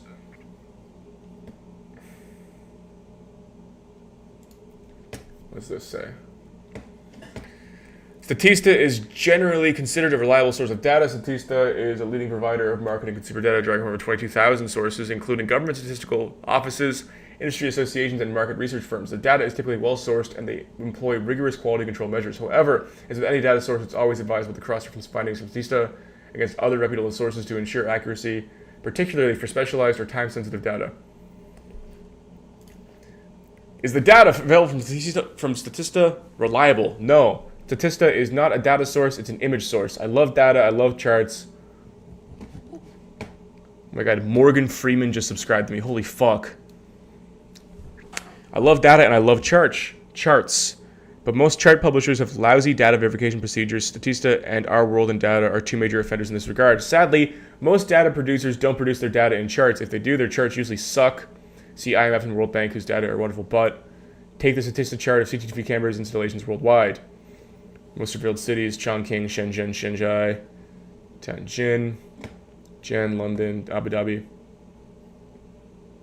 I can't read the rest of this. I need a fucking Quora Plus to read the rest of this fucking answer? Jesus Christ, why?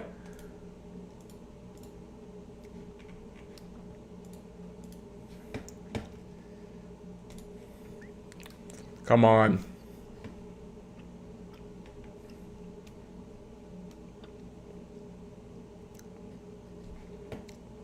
One in 4 women being raped or sexually assaulted as an adult, and the highest number of rape cases reported to the police in March 2020 was 70,000. Jesus Christ. The most recent report published by the office was this criminal injuries helpline, supported by womensaids.co.uk.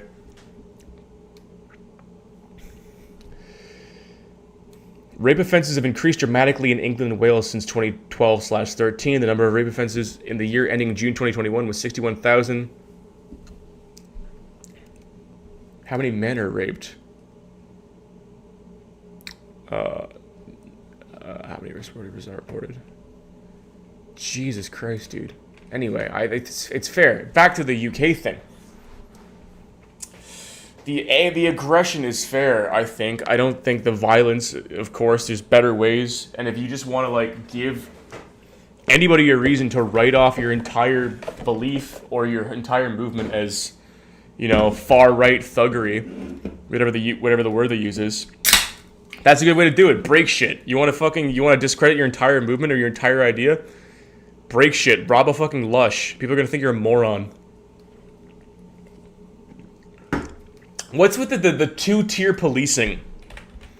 I've been keep seeing this term, but I never actually read into what it means.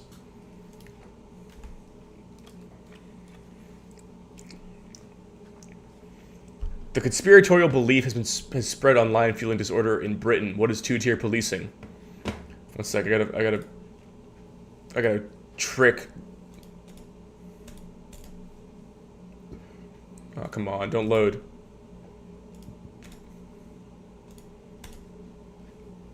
I can't, I have to pay for a trial.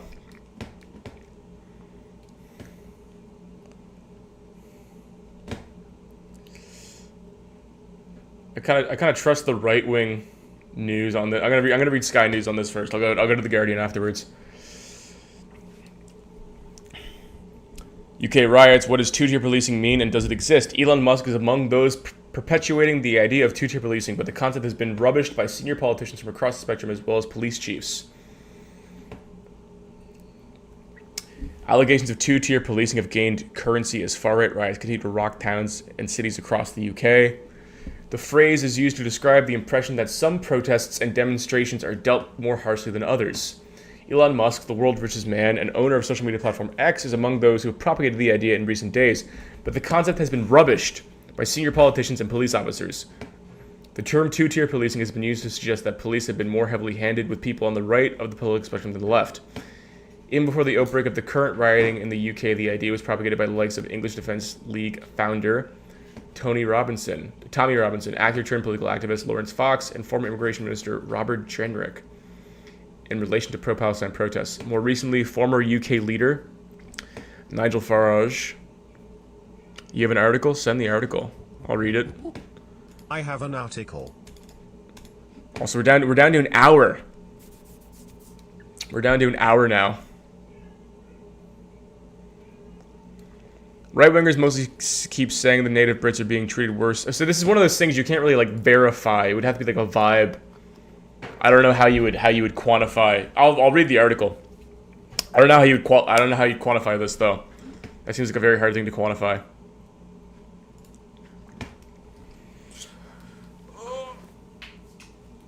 Also, would anyone be pissed if I read this article, pause the timer, and then continue where I left off on Sunday? I can just make this an ongoing stream thing.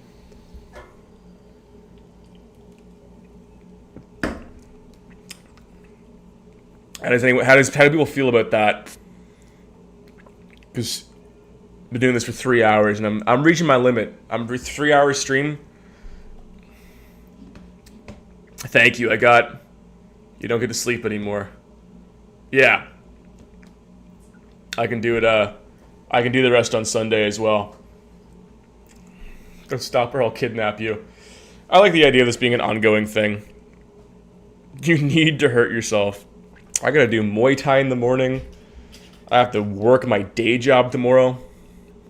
Coward, Jesus Christ. Send me this article though. I want to see the article you have on this. I want to read it. This two-tier policing article.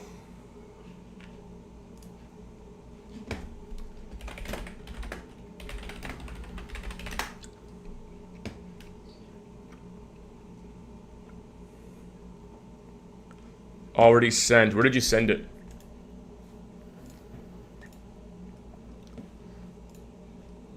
I can't fucking... Silly British people. Did you do it in the Discord?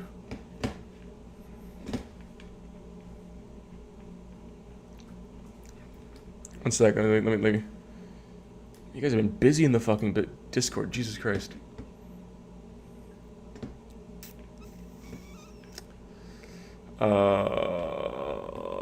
Medium. Was it neoliberal capitalism, capital, a human forest fire? Let's see what this is. No, you have to post like you can't post links to Cool. Did you just put it in general on Discord? That's the best way to. Wait. Is it?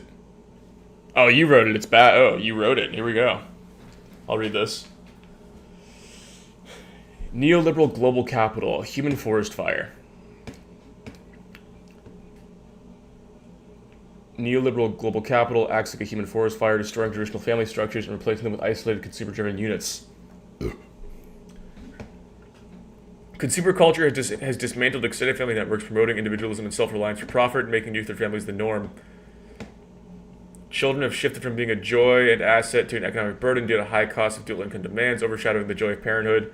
Elites are willfully blind to the destruction influenced by Malthusian theories, viewing population control as necessary for maintaining power and resources. Neopositive eugenics is at play, promoting policies that weaken family structures and reduce population, benefiting the elites. Conclusion: recognize. That's the TLDR. Don't say you wrote something and then tell me it's bad. Never lead with a. Actually, because it's like it just gives me the perception that this is a bad article. Like you build that frame immediately. When you show people stuff, just say like it's good, or like, oh, I wrote this. It's like it's pretty good. Or like this, I wrote this. It sums it up really well. Like, you know, always people are always gonna like lead with the frame that you present them. Very important. Never say your work is bad. Because if it's bad, you wouldn't show me. In the last few decades, neoliberal global capitalism has spread like a human forest fire, devastating the rich, complex ecosystem of family traditional structures and replacing them with isolated consumer-driven units. Sort of asset-driven, blah, blah, blah. Neogex supply. The rise of consumer culture and neoliberal global capital has profoundly altered the way families function and perceive themselves. Traditionally, families operated as cohesive units, providing mutual support, economic security, and emotional bonds. Extended family networks are common, offering a safety net that ensured reliance against economic and social challenges. However, consumer culture systematically dismantled these extended family structures. The push for individualism and self-reliance has isolated family units, making the nuclear family the norm. This shift was not accidental. It was driven by interests of capitalists who saw isolated families as more profitable. Each nuclear family became a separate consumer unit, driving demand for housing, cars, appliances, and other goods. The collective needs and shared resources of extended families gave way to the individualized consumption patterns of nuclear families, fueling economic growth at the cost of social cohesion.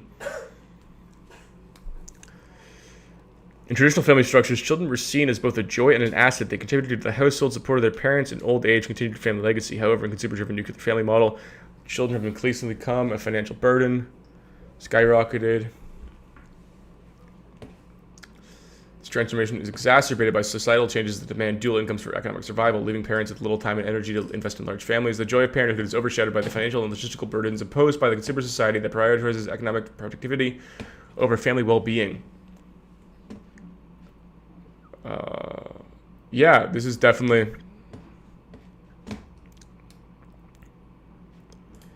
I can see it. I can see it. This adds up. Neopositive eugenics.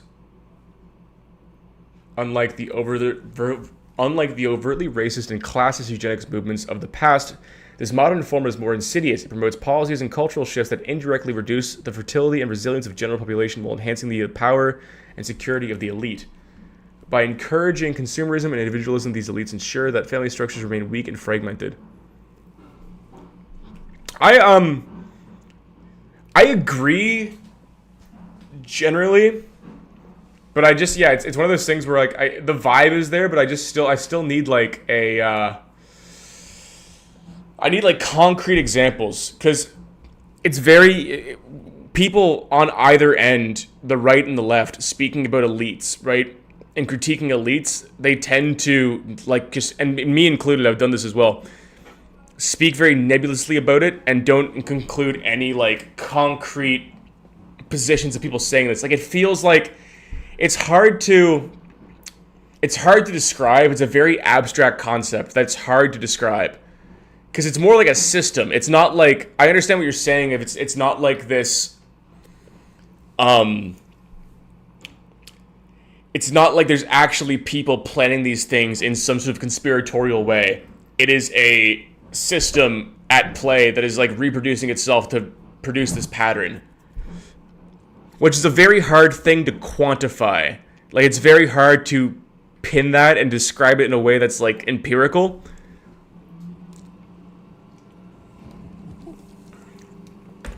But it's good. No, I definitely agree. And it's, I think, a big thing that people need to do, that I don't do and that other people don't do, but it's very, very important, is that you should see yourself always as a personal agent. Yeah, it's one of those things that, like, really requires, like, a book to be written about it. It's not an idea that you could sum up in a quantifiable way in a Medium article. It needs to be, like, you could look into it and really kind of, like, figure out, like, okay, what are the forces at play? When did this happen? How did this start happening? What are the examples of it happening? Like, you could really kind of, like, pin it down and point at it. But I think a great takeaway is, like, people see themselves as separate from the society they live in. No one includes themselves in, like, when they speak of people or, like, masses or the population or, like, citizens, right? They don't include themselves in that number. They're like, that number is separate from me. But, like, you are, the decisions you make, the purchasing decisions you make, the decisions you make as a person, you are your country. You literally are a data point, and you should see yourself as a data point. If you feel like if you want to have kids but you're not having kids, or, like, you're not contributing to your society in a meaningful way that has a net benefit from you existing, like, you're part of the problem. I'm part of the problem. Like, it's hard to do, but you should always see yourself as that data point. You are that data point that everyone else is. Very, very important to hold on to. I'm going to pause this time. 54:16. I'm going to come back Sunday night.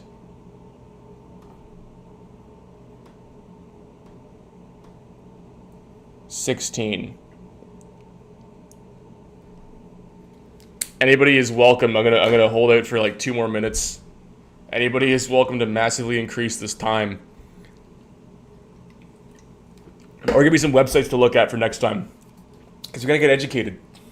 We gotta figure it out. I think you can solve the problem on the individual level. I think you absolutely can.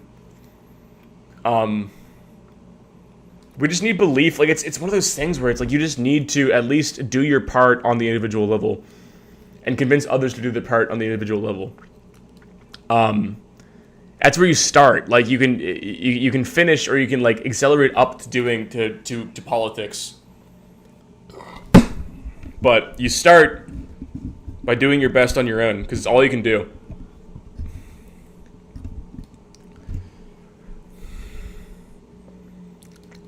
Would you be willing to read a manifesto on stream?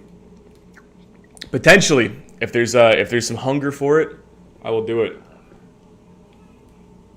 But until next time, if there's no other calls, nobody else wants to let me look at anything, we got 54 minutes and 16 seconds on the clock of reading the news and getting educated. I will be back Sunday night. Same time, 8 p.m. Eastern. No, I won't. Fuck, actually I work. God damn it. Monday night. I will be back Monday night at 8 p.m. Eastern time to continue my pledge to read the news and to figure things out. Thank you everyone for watching. All my streams are unlisted. I can post the unlisted link in the there's an unlisted playlist. I think if you go to my playlists, there's a previous streams playlist. All the streams saved there with an unlisted link.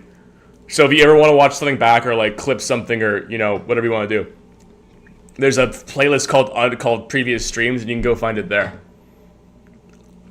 Oh, I'm sure I'll talk about Indians again.